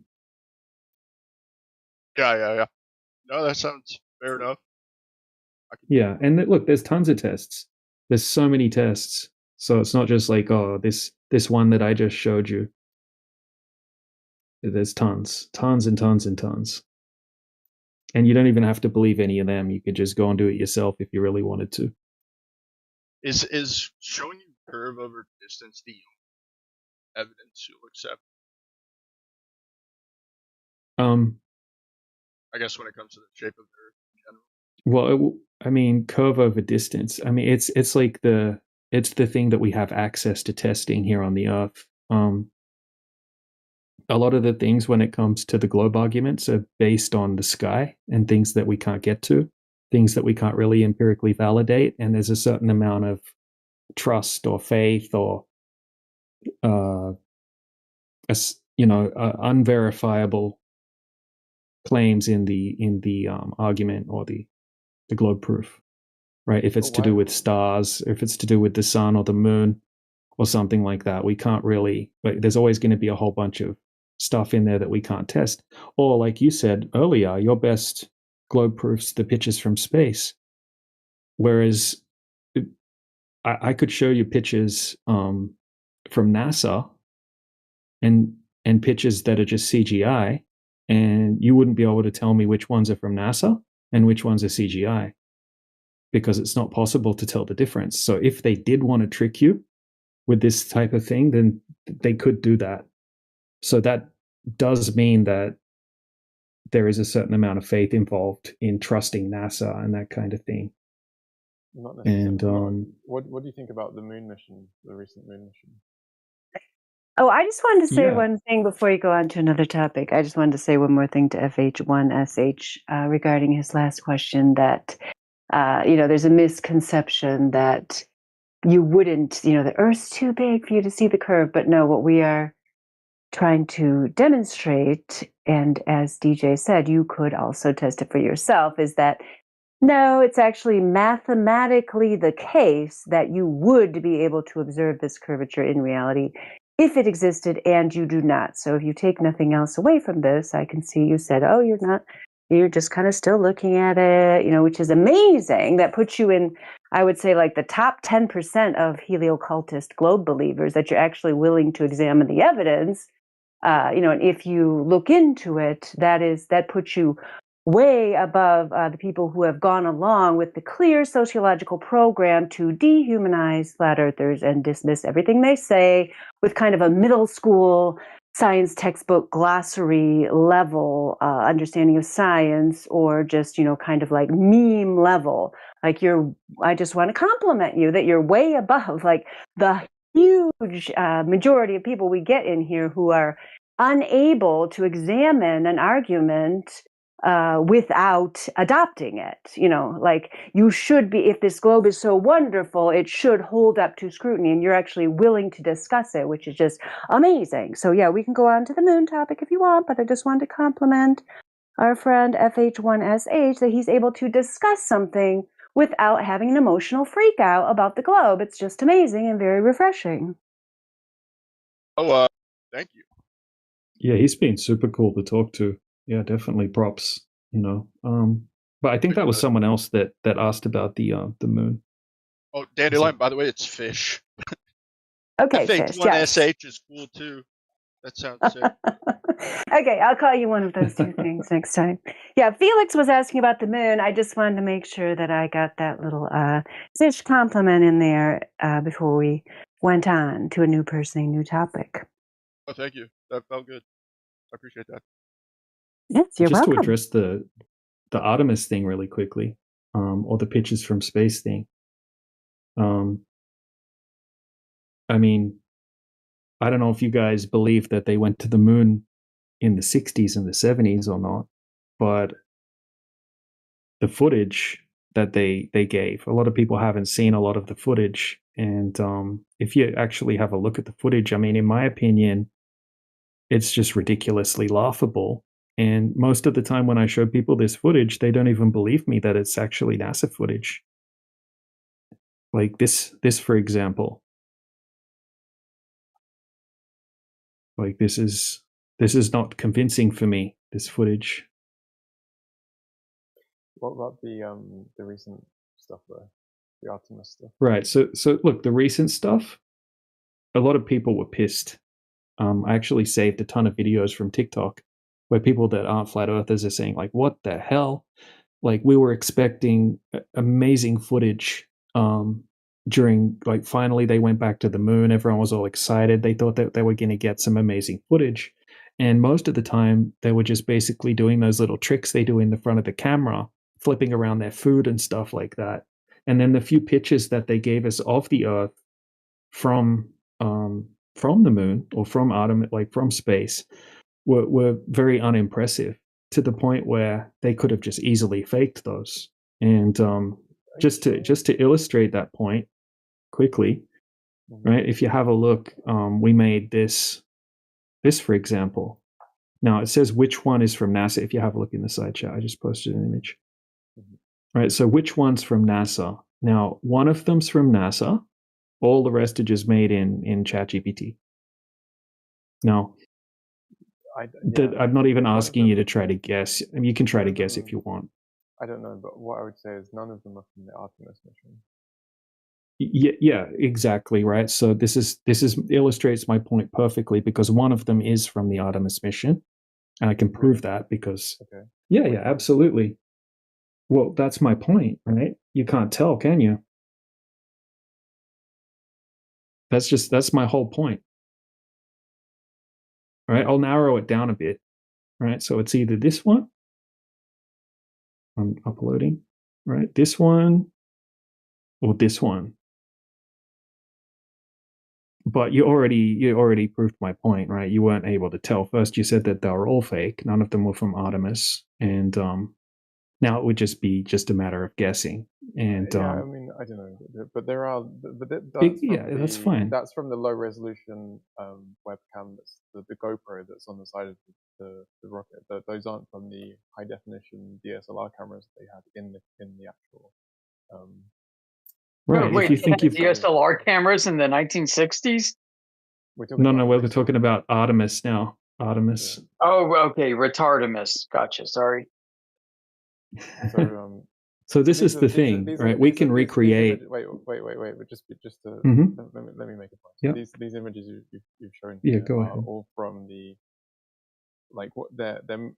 So one of them is like original a screenshot, and the other one is manipulated with some AI, right? But like my point is that in either case, the original source image is from a GoPro that's on the external side of external arm of the ship, and the high resolution images from inside of the ship. Surely those are kind of irrefutable, right? I mean, have you seen those? Really? How so? Well, okay, we'll find the best one that you can find. Sure, I can find a bunch of them. Yeah. Right. So find the best one, and if you think that that's not possible to fake, then I think you would be kidding yourself, right? You would have to have faith in them that's real, because it would obviously be possible to recreate that. I mean, they've been giving us composited images of the Earth for years. Yeah, but these like aren't dozens and dozens of them, which are literally composites made in Photoshop that aren't going to look any worse than the picture that you're going to find. Right? I didn't see any footage from the Artemis that looks any better than, like the 2012 Blue Marble, for example, or any of these other Blue Marbles that are all just admitted composites. You haven't looked very hard then, because these Yeah, I have. All right, post the best one, and then let me know how you confirmed that that's real, a real photograph. Sure. From space. Okay, fine. So here's one that I think is really good. This one.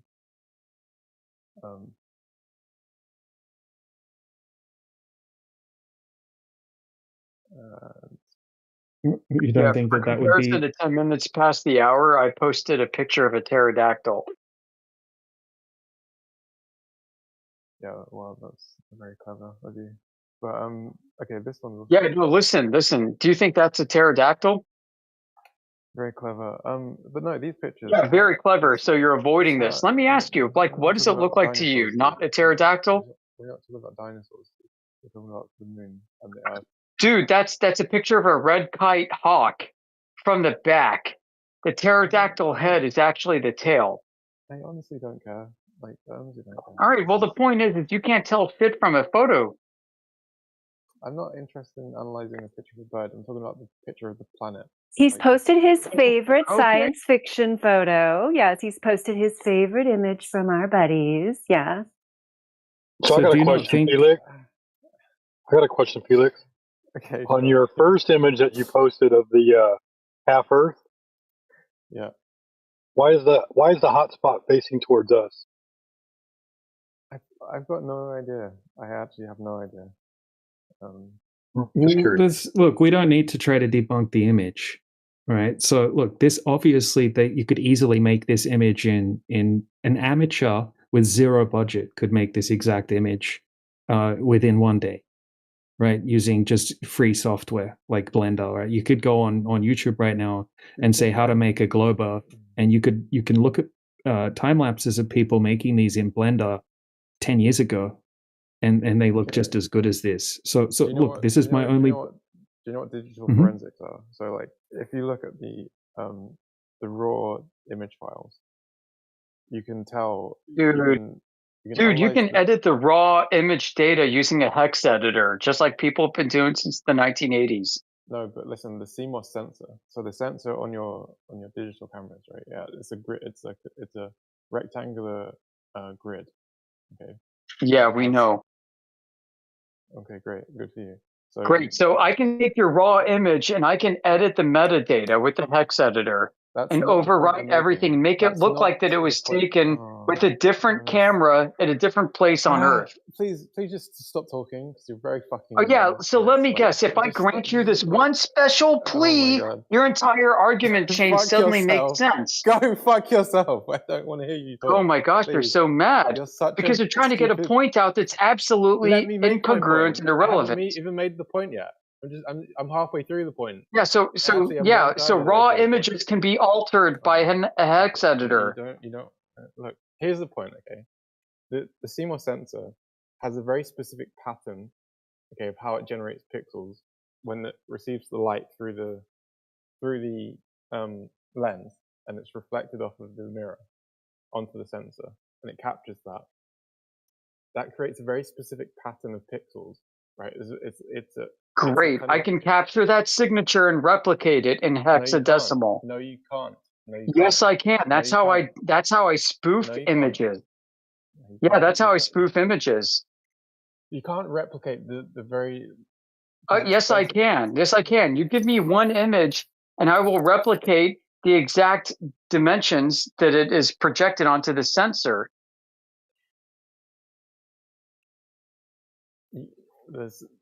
It's not possible to precisely replicate. It's not possible. Great. Guess what? The entire Vault 7 from Edward Snowden's leaks from the CIA actually show that this is possible at the state level.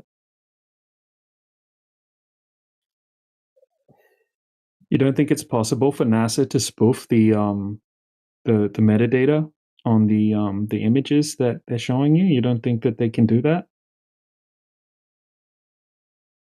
If they wanted to? This is a different topic. Yeah, give me the source projection onto the sensor, and I will replicate the dimensions and the strength of the signal onto my hexadecimal calculation. I'll be able to inject that into the photo and make it look like it was taken from a different kind of camera. Show me your source code that does that. Let me look. Okay, want me to link you to the entire Vault 7 database where they talk about this? No, you said you had code that can do this, right? I'm assuming you have some kind of software. Yeah, no, I didn't have code. I told you the method that they use. Hexadecimal is just a type of binary. Okay, it's not. Yeah, no shit.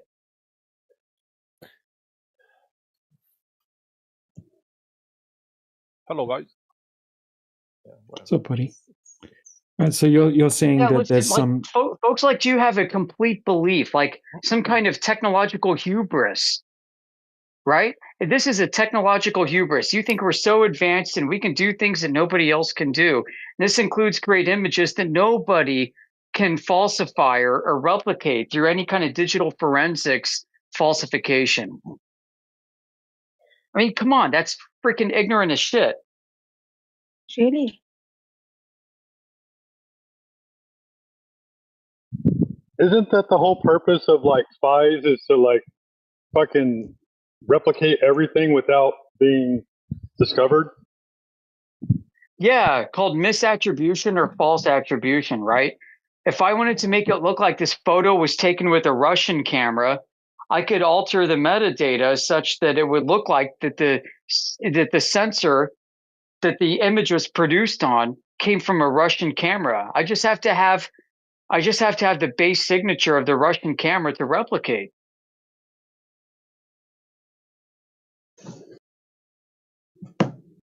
can really do And that. like on the dark web, there are entire databases of this stuff. Like it's not just available to state actors. Like Black Hat actors have entire access to all this stuff too. So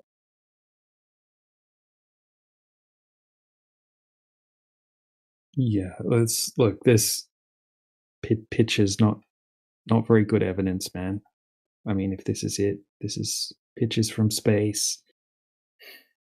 I mean, look, we're talking about. I mean, I just presented to Fish. But wait, okay. Let me just frame it to you like this. Okay, you're asking me to like, in order to doubt these pictures, you're asking me to believe in a massive conspiracy. no, That's so yes, you're no. We're asking you to question why you should believe this is true.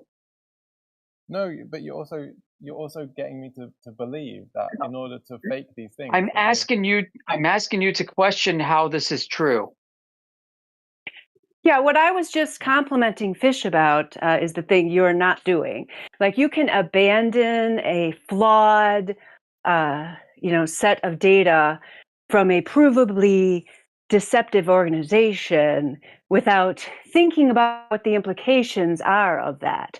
So, for example, if you are presented with the fact that NASA's images contradict each other, so therefore they are inherently not reliable in and of themselves because you cannot independently determine, since you don't have the ability to go to the place they say they're going, but you can say, oh, since they contradict each other in terms of degree of curvature, how many continents are in, various views of the Earth in this said degree of curvature and so on and so forth, you could just say, well, this organization that President Trump has now acknowledged is a spy agency and not a scientific agency is probably giving us deceptive photos for whatever reason. You don't have to have a reason or a motive to decide that this is objectively bad information. Like you could even believe, oh, they're doing it to save us from Russia, if that makes you sleep better at night. But you can, if you are a person who believes in honest examination of facts, you can abandon a belief that is based on only belief that these people are presenting you with real images without it having to have all those implications that you mentioned. Yep. So Dandelion, it gets even better, right? I would love to pile on to this. So the source images presented from NASA are produced from a camera that has a limited production of 1 unit and 1 unit only. That's not true. Yeah, no, it is true. You're talking satellite images. What do you have like multiple can you buy one of these things and bring it home and like deconstruct the unit and like use an electron microscope and look at the sensor? No, dude, these are custom built cameras for one purpose and one purpose only. Limited production of 1 unit. There was a picture of there's a picture of the Earth from inside Artemis from an iPhone. Okay, that's not a special one-off device. That's a mass project. Great. Why don't you post it? Post it then. Post it. Oh my god, dude! Like, just if you don't think if you don't think that these things could be faked, right? You're just kidding yourself, man. Someone took a picture from them up. I don't think that they. I mean, I do think they can't be faked, but even if they can be faked, what? Who's making random noises? Hold on a second. I know, right? Even if they can be faked, even if I take an iPhone and take a picture of a disk of Earth in my garage, it's been blacked out with lights and then illumined with a spotlight. Like even if I do that, right? Like it's going to still show that it came from an iPhone. So what? I mean, look, even if they can be faked, my point is that the lengths that they go to to create these elaborate like hoaxes is just an extreme level of like, extreme. Let's go back $70 to million their a founding. day. Huh? Let's go back to their very founding documents, okay? Let's go back to the National Security Council of 1958 when they stood up NASA. when the CIA got together with the president's Psychological Operations Board and produced the U.S. Preliminary Policy on Outer Space. Document title is NSC-5918, U.S. Preliminary Policy on Outer Space. In one of the paragraphs further down, they talk about exploiting space, including satellites, for psychological operations purposes in order to instill the idea that American technological progress in space is much further along than what other countries may believe. This goes back a long, long time, about 70 years. You know, and this isn't just Fleur saying this. We can go back to the founding documents of the space program itself. Before NASA was founded, we can point to the very people that were on the panel of the working group that formulated NASA, that included scientists from MIT, psychological warfare experts from the Truman and Eisenhower administrations, along with people from the State Department for promoting political, propaganda. They talk about this very fact. They talk about using space and exercising space for the means of leveraging discovery and technological progress that no other country could match. Why? Because America won World War II and they wanted to cement the idea that Western power is forever immutable and nobody could ever challenge it ever again.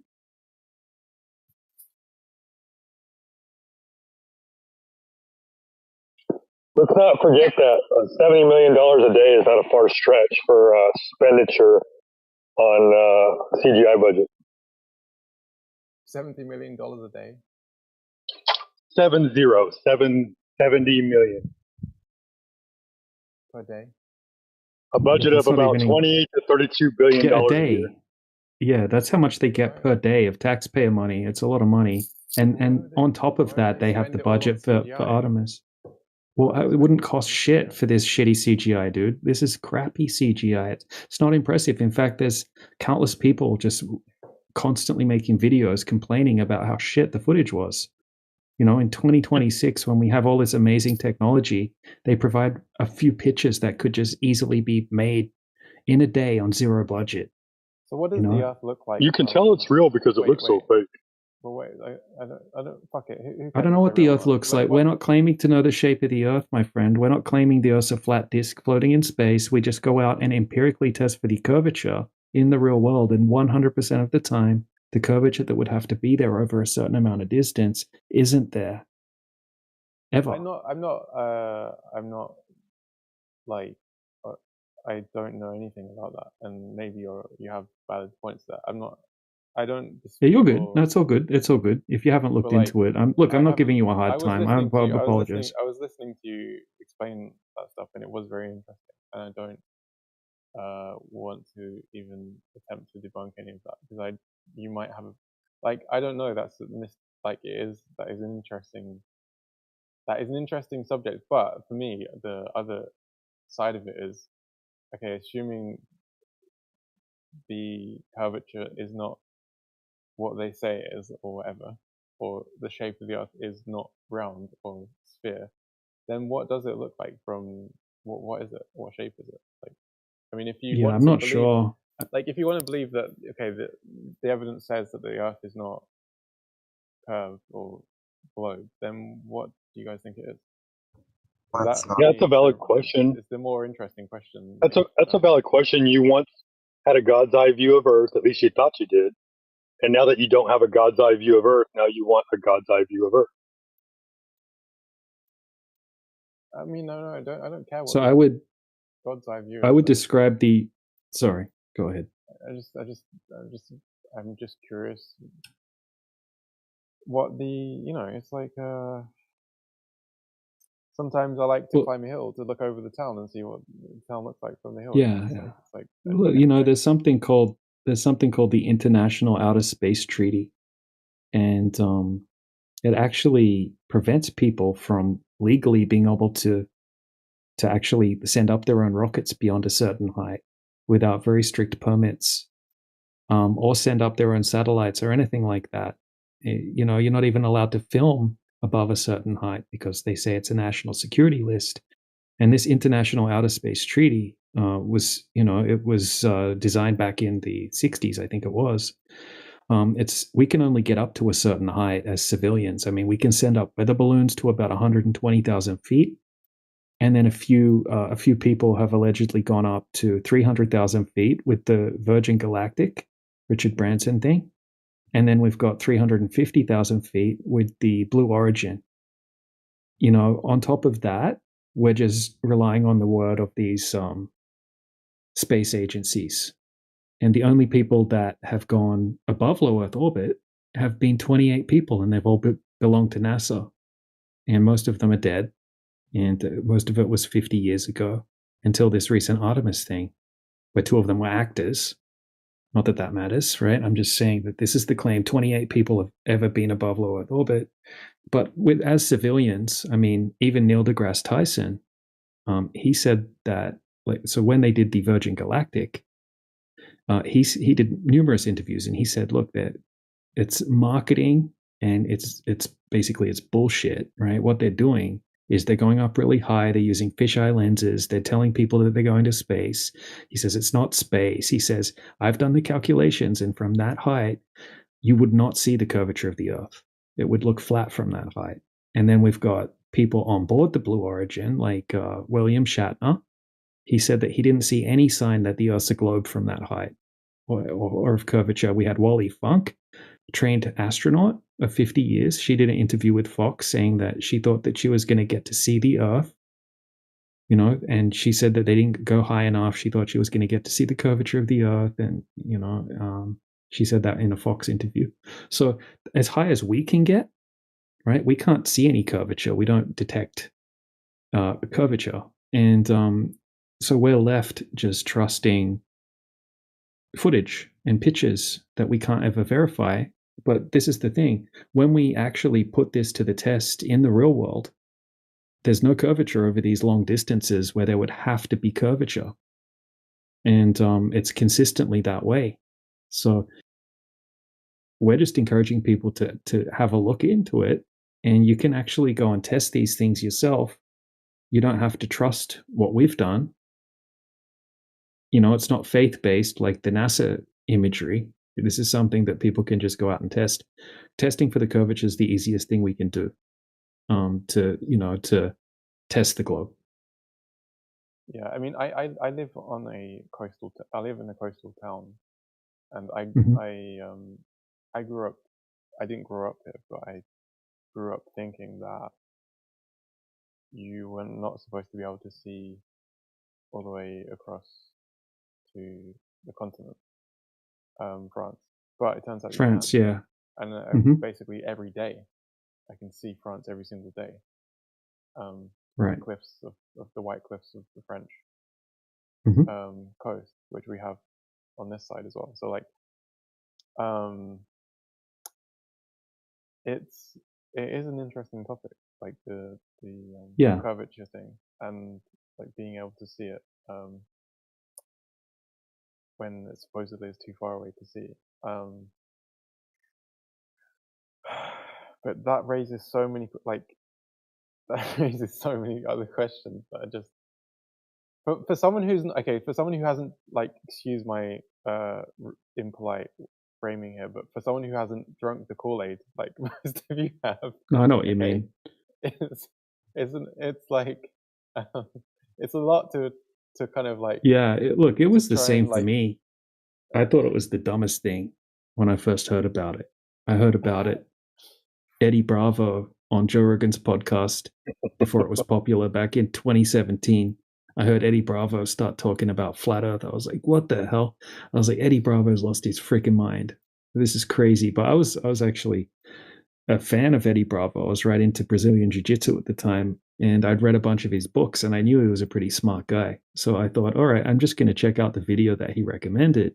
And then in the video, the guy made a whole bunch of really good points. I thought, okay, that's crazy. This is crazy. I'm going to try to debunk it. And the more I looked into it, right, I had all these same questions as you. It's like each, right? So you look at the observations, and then that leads like, well, what about gravity? What about What about the so-called boats going over the horizon?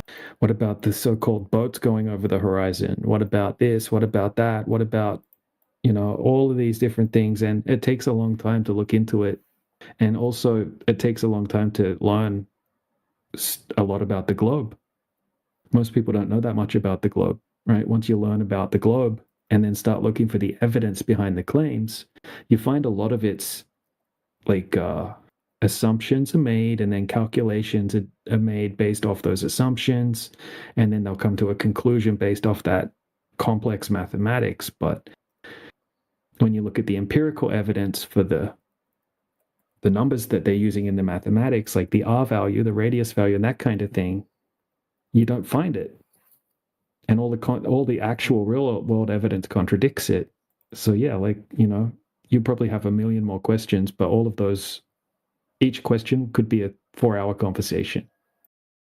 Yeah, it goes back to celestial navigation. It goes back to how ancient Greeks perceived the heavens. They perceived the heavens as a celestial sphere. Okay, we've all heard about this, the celestial sphere, whether you're a glober or a flat earther. They actually teach the celestial sphere idea to college students who take astronomy courses today. It's just a model, as a way to perceive the heavens. Even though by prevailing cosmological wisdom, we quote unquote know that the celestial sphere doesn't actually exist, because they're not actually seeing stars and planets embedded into the underside of a ball. However, the celestial sphere idea is still taught, and it's based off of a subjective preference for how you interpret the sky. And it's also based off of a very limited section of the sky.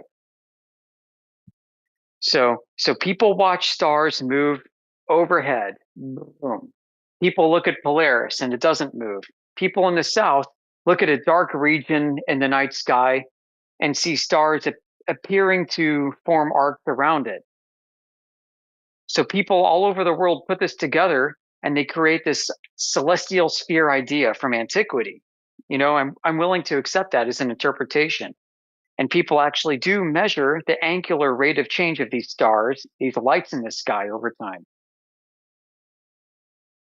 But the interpretation of this geometry as a sphere is subjective. It's a preference. There are other ways that you can conceive of the same angular rate of change of stars in the sky that don't have to do with lights being fixed to a point in space that rotates around you. Even those of us who remember being globers, we know that that's not the case, because we say, well, Earth is a globe and we're rotating, and these stars in the sky could be trillions of miles away, light years away. And the reason why they appear to move is because the Earth is rotating. Okay, fine. Yeah, we all understand that. But how do you tell the difference? It goes back to this age-old question. How do you tell the difference between whether or not the Earth is moving or the sky is moving? And even Einstein conceded this point when he was talking about his theory of relativity, the general theory, that no optical experiment could ever prove right or wrong whether the Earth is rotating or the sky is moving. He understood this because he was bothered very much by the Michelson-Morley test.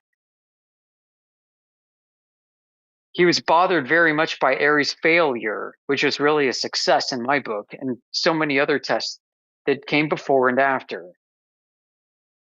So what is the correct interpretation? What is the correct interpretive frame? When we see images of the cosmic microwave background radiation, and we have very famous astrophysicists tell us that they're very puzzled by this because indicators seem to point to the observer being the center of the universe, calling it the axis of evil, because it's kind of evil that we would think that we're so auspicious to believe that we are the center of all of creation.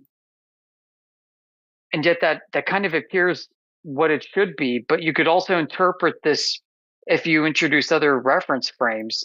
How do you know which one is true? And to resolve that question, I would turn to physics, okay? Because if the Earth is an object and the Earth is rotating, and it's rotating under its own mass, then there has to be torque. There has to be a rotation power. There has to be something measurable that you can produce in order to show that the surface that you are on is actually consuming energy and releasing that in the form of heat into the known world. Well, conveniently enough, we're told that you can't do that. Why can't we do that? Why? Because gravity. Gravity is this mystical space force that's doing it. And it produces all this work and produces absolutely no heat. And there's no way to tell if it's actually working in the first place. Isn't that freaking interesting? I have a theory. Yeah, well, I'm going to dismiss this one based off of the lack of evidence. What's yours? My one also doesn't have any evidence, but it's all speculation at this point anyway. So, my theory is maybe that, like, because Roger Penrose, who's a famous theoretical physicist, and he has this idea of essentially when you reach infinity, or when you approach infinity, you start to it becomes indistinguishable from like the infinitely great, the infinite, like the infinite like scale of the universe. Or dude, you sound like you're tripping on mushrooms. Anyway, keep going. Well, I mean, do we live in a universe or not? Let's establish like. Yeah, so for flat earthers, the universe is our experience reality. Okay, the idea of an ever expanding vacuum of space, this infinite cosmos, where space-time itself is expanding, but you can't really tell it's expanding because you're within an expanding reference frame itself. Therefore, your measurement stick is itself expanding, and you can't measure the expansion, but we know it's expanding. Yeah, that's what common wisdom of the prevailing day says is true. And it's freaking asinine, dude. It's asinine. Okay, that's interesting. Well, what about the opposite? And do you know what I Well, mean? yeah. How about this? Reality. Hang on. How about this? You begin to understand your world by taking in your sensory experience of reality. So nobody can sense or measure that the Earth is moving. Here's a question. Okay, so you don't believe that there's a big universe? Fine. Doesn't matter. Do you believe in the micro scale universe? Like when you use a. Why would I have to? Why is that relevant? Well, because where does the micro universe end? Like how small? Why is that relevant? Why is that relevant when we measure the Earth flat?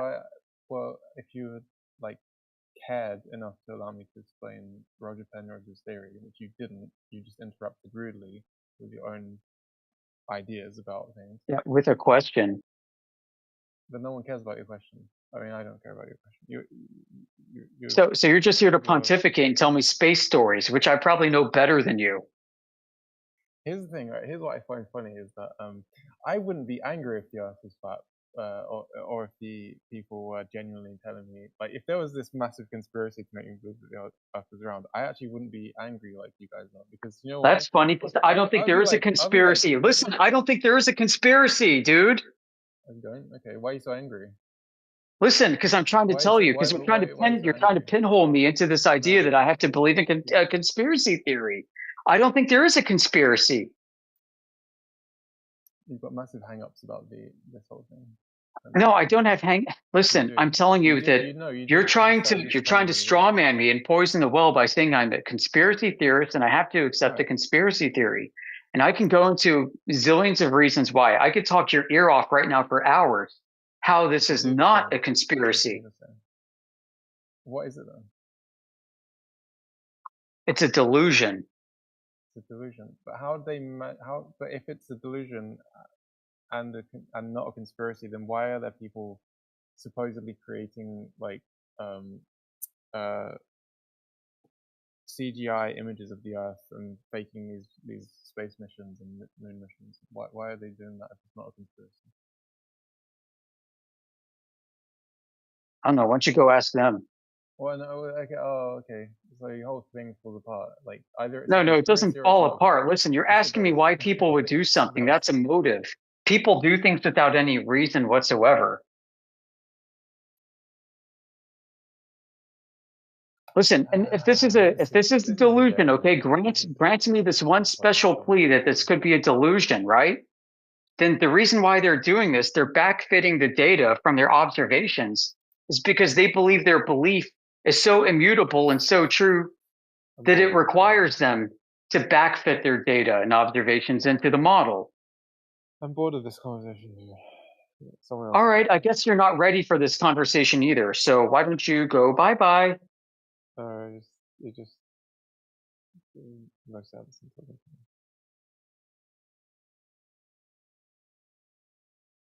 Right.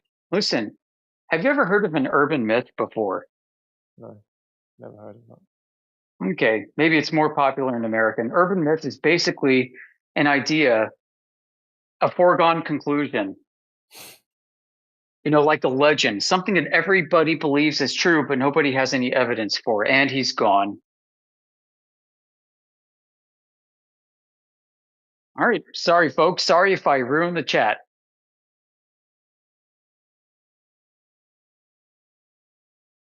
Oh, you're good, man. Don't worry about it.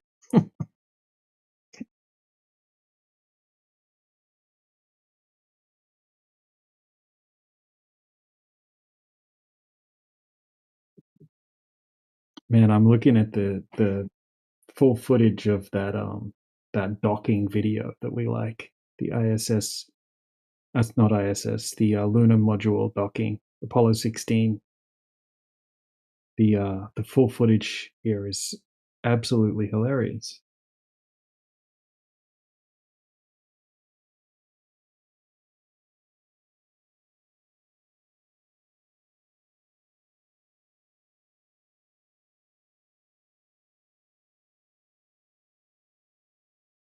But this is it's all edited. I want to find the original footage.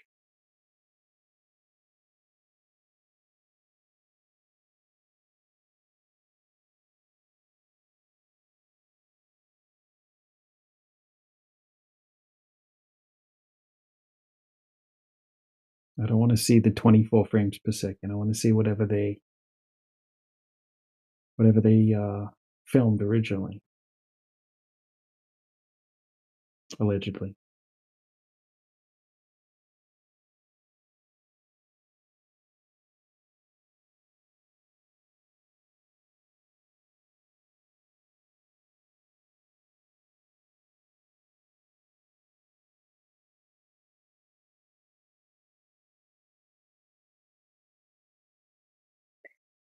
No, you guys did well. I thought you got through to him more than I thought you would, because he actually just pretty much came right out and acknowledged, like, he can't really analyze this information because the implications are more than he can handle. So I actually didn't even think he would get to that point of acknowledging that. So I thought you guys did a good job.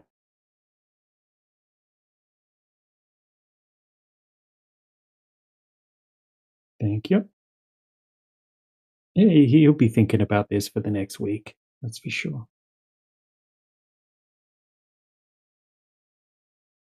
I'm sure he'll be back.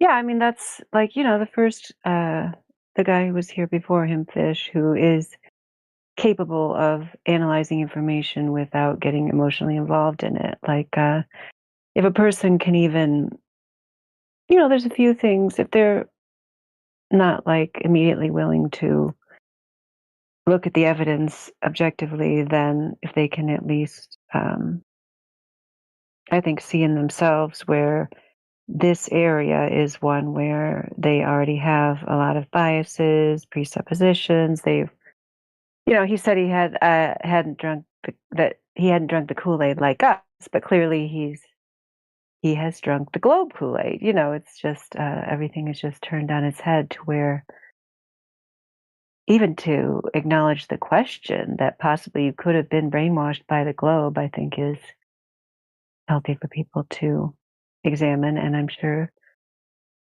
many people have never even considered that possibility. Funny thing you mentioned that, like considering possibilities. our friend Debate Daddy, who sits here and just kind of text skank chats most of the time. Sometimes he mics up. He commented on a video that DJ shared of the Apollo mission, which looks like a scaled model representation of what should be true. You know, the Apollo, was that the command module or lunar module rather, that flies into the frame and starts wibbly wobbling and then docks with the camera. So he says, as his rebuttal, get this, it looks way better when it's slowed down. That's right, because we actually sped up the footage by 3x. Yeah, it looks way better. It looks way better when slowed down, dude. How do you know it was slowed down? When the GIF, it looks like I can see it's maybe the GIF like made the quality low or something like that, or the speed faster. Something about when I look at the official YouTube one and make it full screen, the official YouTube one. What if the official YouTube one was actually slowed down? Well, what if they're lying? Then they'd be lying. But when I look at the official one, it looks fine. Nothing looks weird about this to me. Yeah, I mean, because their whole point was to produce something that looked fine. Like, how do you know that it wasn't slowed down? This looked real to me when I'm looking at the official YouTube one. This looks real to you? That's real. So you've seen the moon before. You have a referent. You have a referent to compare this to. No, like I'm. This footage is hilarious. Right. So you've never actually seen anything. Like CGI. You've never actually been able to compare this to anything you know to be true before. No, this doesn't look like CGI. I've seen CGI before. Yeah, but it doesn't. No, it's not CGI. Nobody's saying it's CGI, dude. I'm saying it's a scaled model that was done with camera trickery and field of view manipulation. That's my claim. I don't know how you'd know that. Well, because we have actual examples of that when they were performing simulations of the Apollo mission using field of view manipulation and camera trickery in order to produce simulations to test everybody at NASA for the real thing. What about the hammer feather drop on the moon? I can post the video here. So he dropped a feather and a hammer at the same time on the moon, and not only do they accelerate at the rate of gravitational acceleration of the moon's gravity. How do you know it was? How do you know it wasn't slowed down?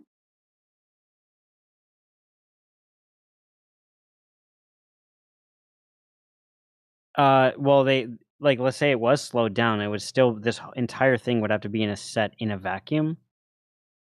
Why would it have to be in a vacuum? And you can also look at the frame rate. Why would it have to be in a vacuum? Let's stay on that. Let's stay on this point right now. Why would it have to be in a vacuum? Hit the ground at the same time as the hammer. Okay. So we know it's in a vacuum. No, how do you know that that's a feather?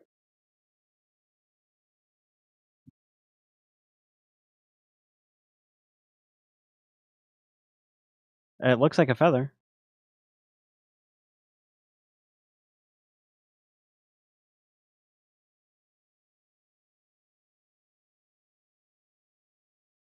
Yeah, he's like pinching it barely with his hand, and it's pretty fuzzy. Yeah, and he probably sneezed when he held it up to his mask. Whatever it looks like something. It does look like a feather, but like it's kind of glowy, so yeah, maybe it could be like something else. Yeah. So the whole idea that they went to the moon is nuts. Have you ever checked out aulis.org or .com? AULIS. It's a magazine. It actually was a print magazine that they went online. It's been around for decades. They spent their entire time debunking the moon hoax as well as other things. And they would invite people with PhDs in like optical physics and other high-end, very niche areas of science to debunk the moon hoax. I've never seen a compelling debunk of the moon hoax. It doesn't mean that yeah, okay, fine. So what's your standard of evidence? Well, I've heard of the Van Allen radiation thing, and then there's a compelling response to that. I've heard the temperature thing. There's a compelling response to that. I've heard. Oh yeah, what's the compelling response to the Van Allen radiation belt thing? That's the first thing you brought up. That they're. Okay, can I add something real quick on the Van Allen radiation belt? They're Do you not know like who James Van Allen was? I want to listen to him respond, dude. Can you hush up a bit? I don't know who Van Allen was, but what I know about the Van Allen belt is there's 2 layers of the belt. One of them is like different kind of radiation, and then one of them just reflects off of the spaceship. The other, they get such a tiny amount of dose that it doesn't even matter. They were more concerned about the instrumentation, like the computers on the spacecraft. Oh, okay. So what makes you think that's true? Right? Because someone told you it's true, and you want to believe them, and you don't want to believe the other thing. I saw someone do the math one time, and I was like, "Well, they actually." You saw someone do the math. Guess what? I had a friend who did math for a computer game. There was a Superman flight simulator, and the math was perfect. It proved that Superman could fly in the video game. Well, you take the rate of you take the velocity of the spacecraft, and then you can calculate the amount of time that they'll spend in the belt, and then you can calculate how much radiation they'll receive. And okay, so you take the velocity of Superman, you calculate how much time he spends around the sun of Krypton, and then you calculate how much radiation he receives. Okay, well, I'm hearing you're skeptical about that math. I'm not skeptical. I'm asking for actual evidence. You're believing bullshit that you've actually got no reference for. You just prefer over the other stories, and you have no way to evaluate one over the other. Well, I saw the. Yeah, I saw the math. Do you have alternative math? A bigger dose? You're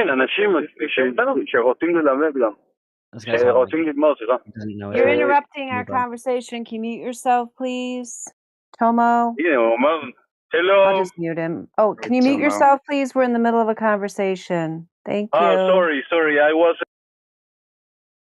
Yeah, so what the audience is hearing right now is you prefer some stories over other stories due to an inherent bias.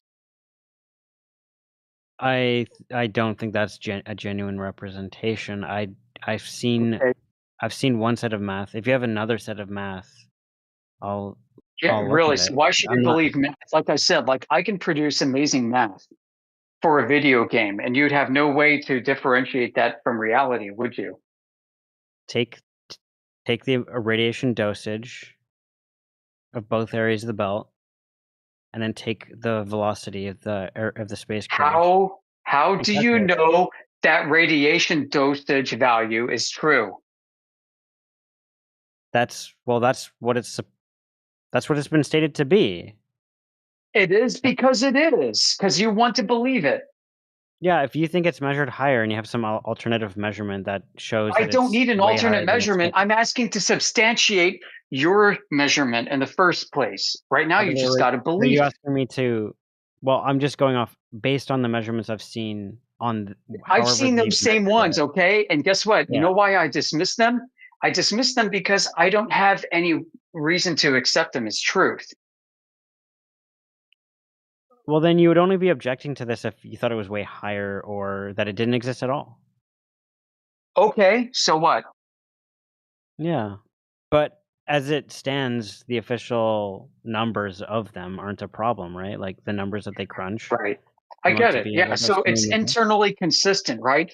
When lies are internally consistent, they hold up within themselves. As long as you question a lie within its own framework, it's going to be self-referential. It's going to be true in a circular manner. The problem is when you move to an external validation of the claim, and that's what we're asking for. Well, I can't measure it if that's what you're asking me to do. Well, not you, but anybody. Can we get any independently verifiable measurement? No, you need to go to space to get that. Yeah, exactly. So there's no independently verifiable measurement. Therefore, why am I obligated to believe any of this shit? You don't have to. Okay, so let me ask you, do I have a moral obligation to accept it? No. Okay, so why are you here? Someone mentioned me or something like that, so I rejoined. No. Why are you here debating against us all the time? if there's absolutely no moral or even logical reason to accept any of this shit? Like in general, why am I here? I think some of you guys are pretty cool.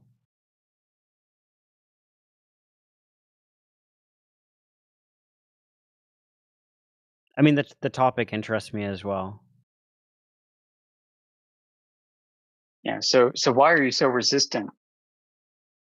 Well, I'm not resistant at all. Yeah, you are. I mean, to the point of babbling incoherence and cognitive dissonance. Everybody can hear it. I don't think anyone heard that.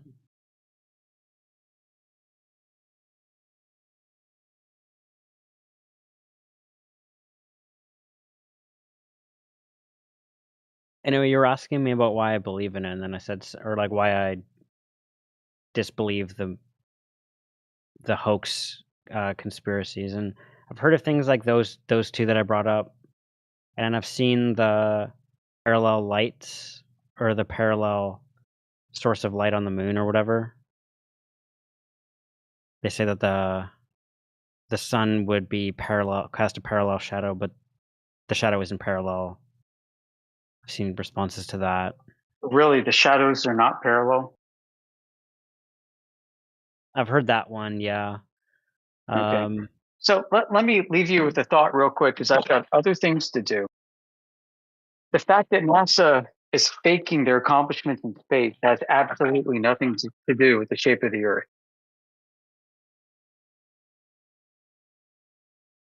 I agree. Yeah. I mean, I was asking for the DJ for the footage source and such, and that's how it got brought up. And then someone said you mentioned me, so I joined.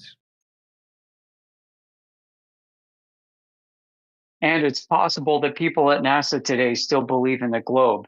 They're still trying to solve the orbital problem. They haven't figured it out yet.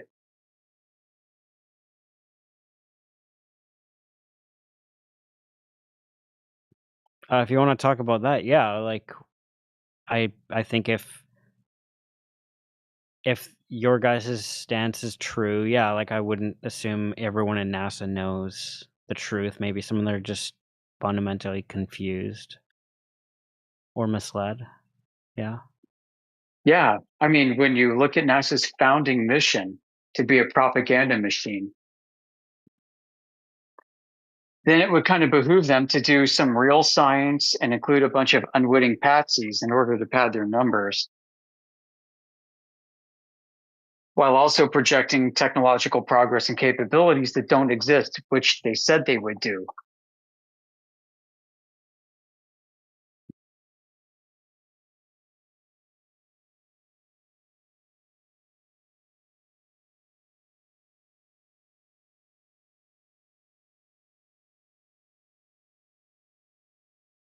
While also providing cover for select Department of Defense endeavors to include the development of doomsday fucking weapons.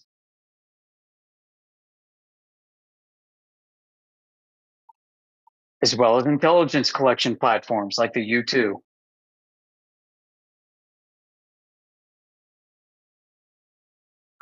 George Washington University has an amazing webpage on this with 51 references going back 70 years on this very topic.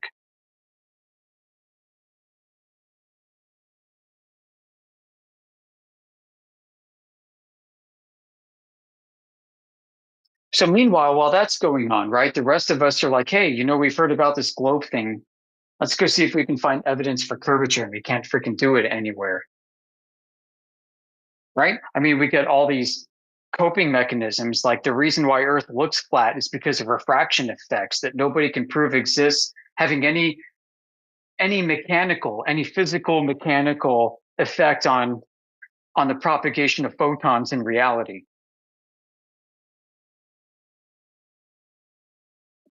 Right? So what we get are, we get demonstrations of light being bent by freaking chiral particles in a suspension of sugar water in a tank, which, by the way, has a flat base. I'm saying because this happens in this condition, therefore the light can bend perfectly around the Earth, producing stable images over 100 miles squared of a very flat Earth beneath our feet.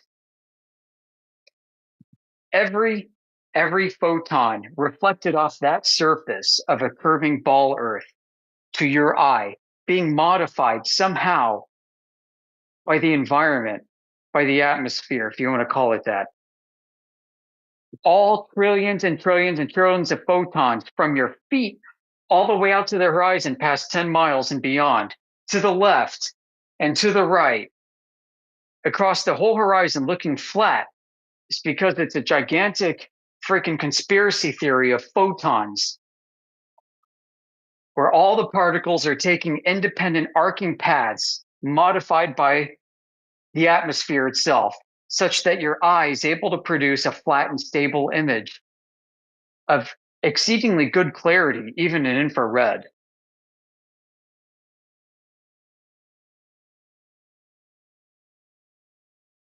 And the reason why we see this is because Earth is a globe and somehow all this is refraction. Yeah, buddy.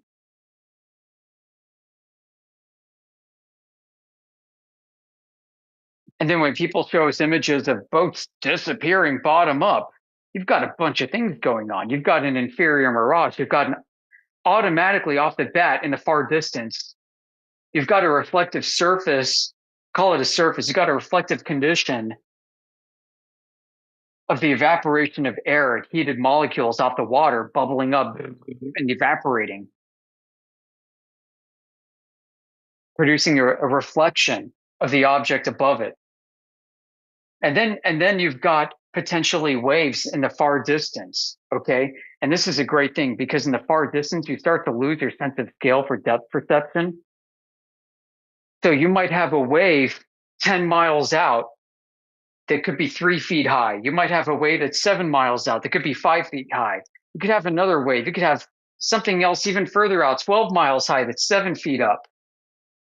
You've got wave upon wave upon wave of varying heights in the distance, and your eyes and even your camera are not strong enough to optically resolve those waves. So it all seems to appear to get compressed in a flat image, creating a potential wall in front of you at a far distance. And then objects even beyond that at the surface, the bottoms of them where they meet the water being obstructed by these things.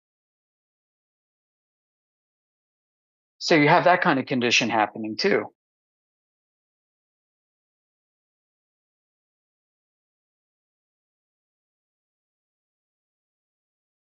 I mean, there's just so much going on. So in order for me to accept that there's curvature, I need to rule out all these other very real conditions that I know that I've experienced myself in the real world.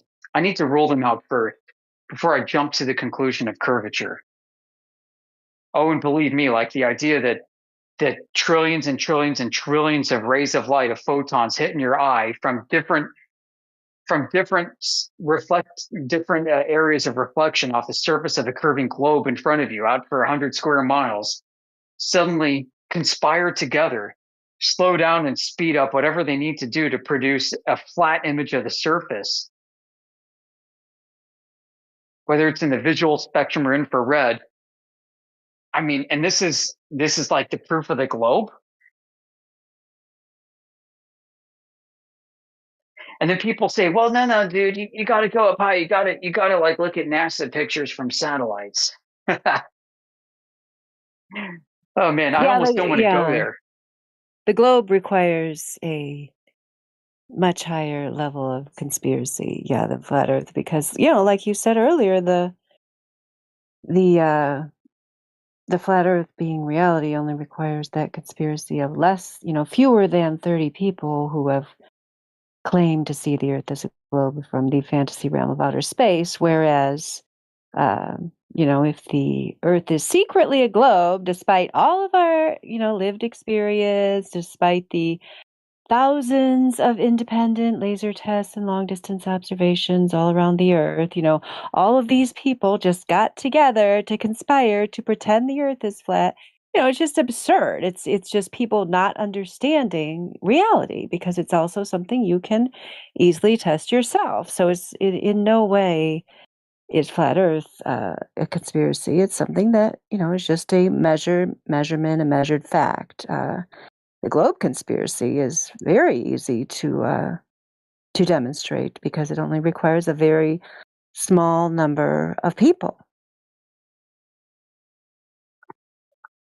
Our friend Debate Daddy deafened himself a while ago, by the way.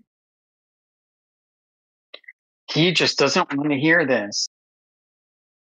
Yeah, the globe requires the conspiracy of physics, of natural law. We don't.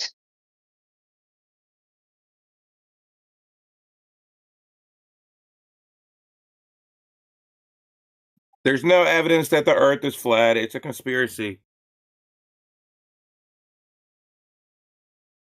Okay, Mary. Yo, what's Well, up, why don't PD? How you you doing, present? man? Yeah. Long time Oh, no chat. is that who that is? Yeah, that's who that is. What's up, soldier? How you doing, man?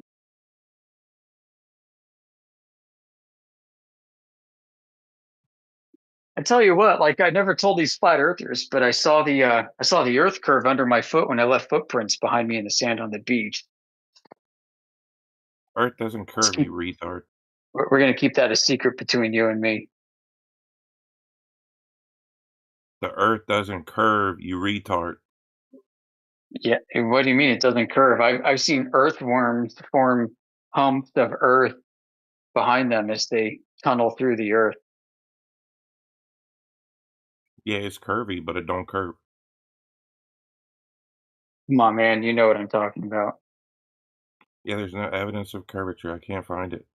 Earthworms prove that Earth has curvature, dude. Earth doesn't have curvature. What are you talking about? Yeah, it does. It curves when you look at waves and you leave footprints in the sand. That's not curvature. Curvature is a noun. Yeah, it's curvature. I leave Welcome to English curvature. 101. My footprint leaves curvature. That's a noun. Okay, is Earth a noun? Yeah, Earth is a noun. You want to Do you make it a verb describe with me, Earth with baby? nouns, You want or do to you make describe Earth Earth? with You adjectives? want to make Earth a verb, dude? Let's make Earth a verb, baby. Come on. Yeah, I mean, I'm just confused. Why would you describe Earth, right, with a noun? That doesn't make any sense to me. I thought you're supposed to use adjectives to do that. All right. Oh man, you want to use Earth as an adjective now? No, Talk dirty curvature to is me, not an babe. adjective. Come on. Man. Curvature is not an adjective. So obviously, Earth doesn't have curvature. It could be curvy though. Keep going. Da-dum.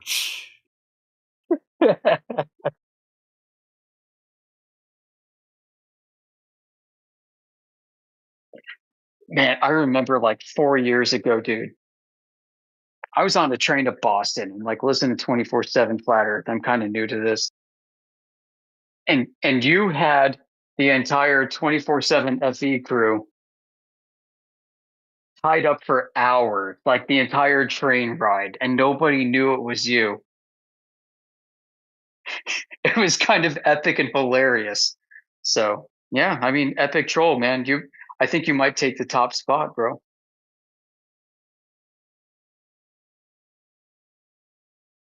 Yeah, you know what they say. God always wins.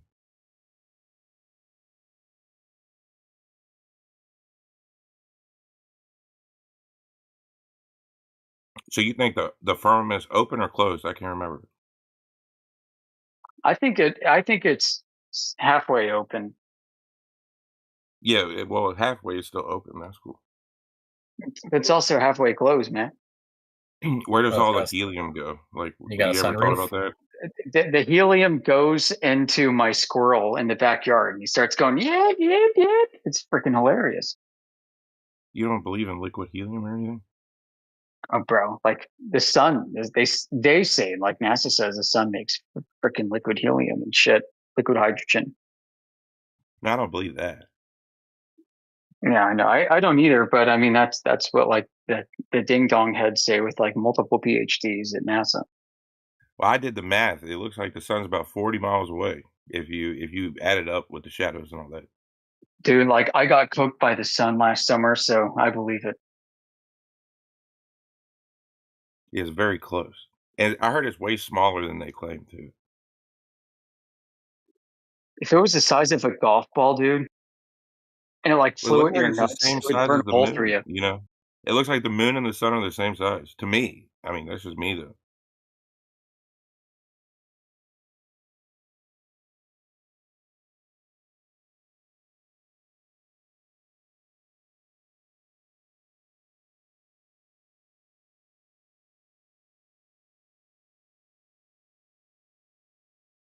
So what do you think, man? Like earthworms, dude. Let's go back to earthworms.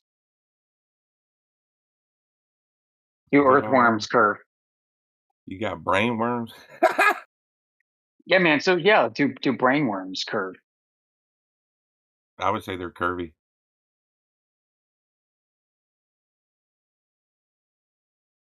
Do earthworms curve? It's like a car, right? A car doesn't turn by itself. Someone has to turn the car, right? Oh, so does God make it curve? I would say God can turn a worm. God turns worms, man. Does God turn the earth? Is that like gravity? I mean, I can demonstrate, spinning the earth if you want. Well, hey, I had a car once where my tie rod was broke, and that puppy curved by itself. There you go. And that's like non-Euclidean geometry. Honk honk. If you listen to the other lesser flat Earth communities, Look, Tristan's got it at the side chat. It's curvy, but it don't curve.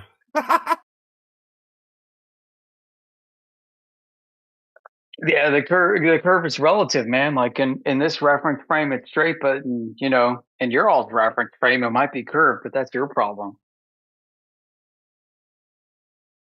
I know, now there's 4. Hey, officer, my reference frame, I was right between the lines. In your reference frame, you're all fucked up. You're the one that's curved, officer.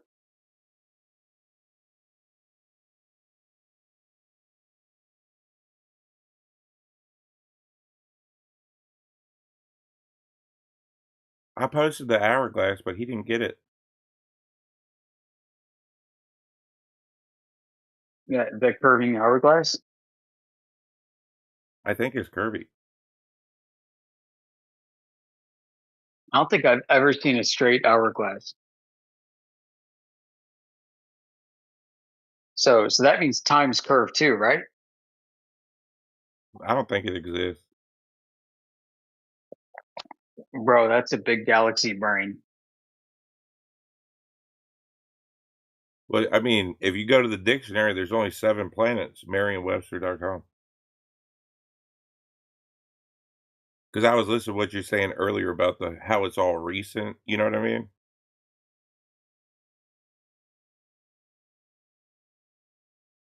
Wait, what was recent?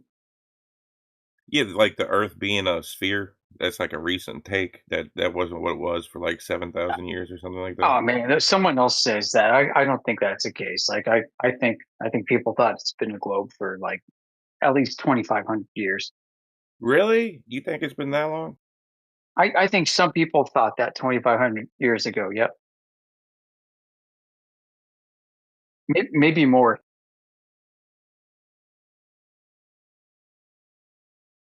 I don't think anybody knew what a globe was back then.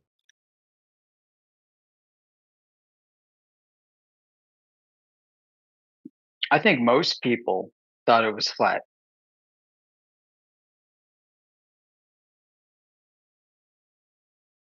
Yeah, there's your hourglass right there. It looks pretty curvy. Dude, man, that's the hyperboloid within a toroidal field of ether. I mean, my claim is nothing's flat. I mean, I haven't seen evidence to the contrary yet. That might be a good take, man. Like at the microscopic, at the macroscopic, you know.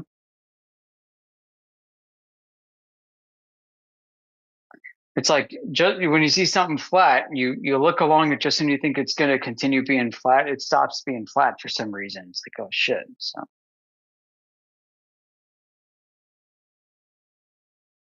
it's like there's a mountain in the way. I know there's the shoreline of the lake. Crap. Okay, it's not flat anymore.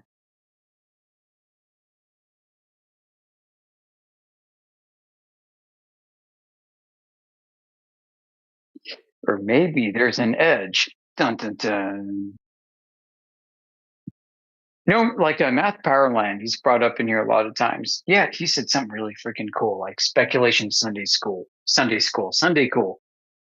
He said that he thought that the Earth was flat, and the edge of the Earth was like some volcanic molten lava that was just bubbling out and just forming out and just creating an ever bigger Earth, and it was always expanding into this disk. The outer edge of lava was just getting bigger and bigger, and it would cool off and take millions of years and create even more and more land eventually.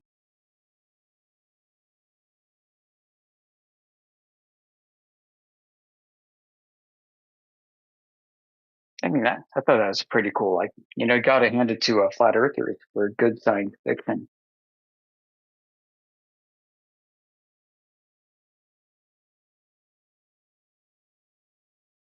Can you imagine Star Wars on a flat Earth? Like, where did Yoda live?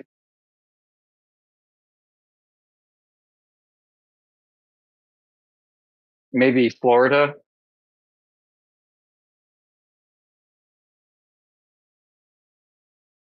Louisiana? Louisiana. All right. So where does Luke Skywalker live? Sahara Desert. Okay. How about Coruscant, right? Like the Imperial City.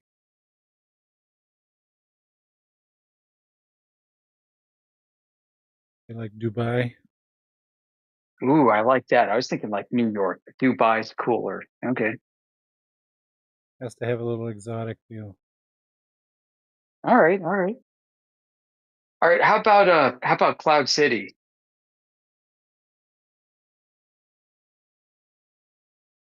That might be a tough one. Where's Cloud City on Earth?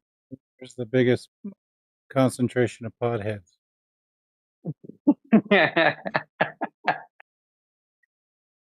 Eugene, Oregon? Vancouver?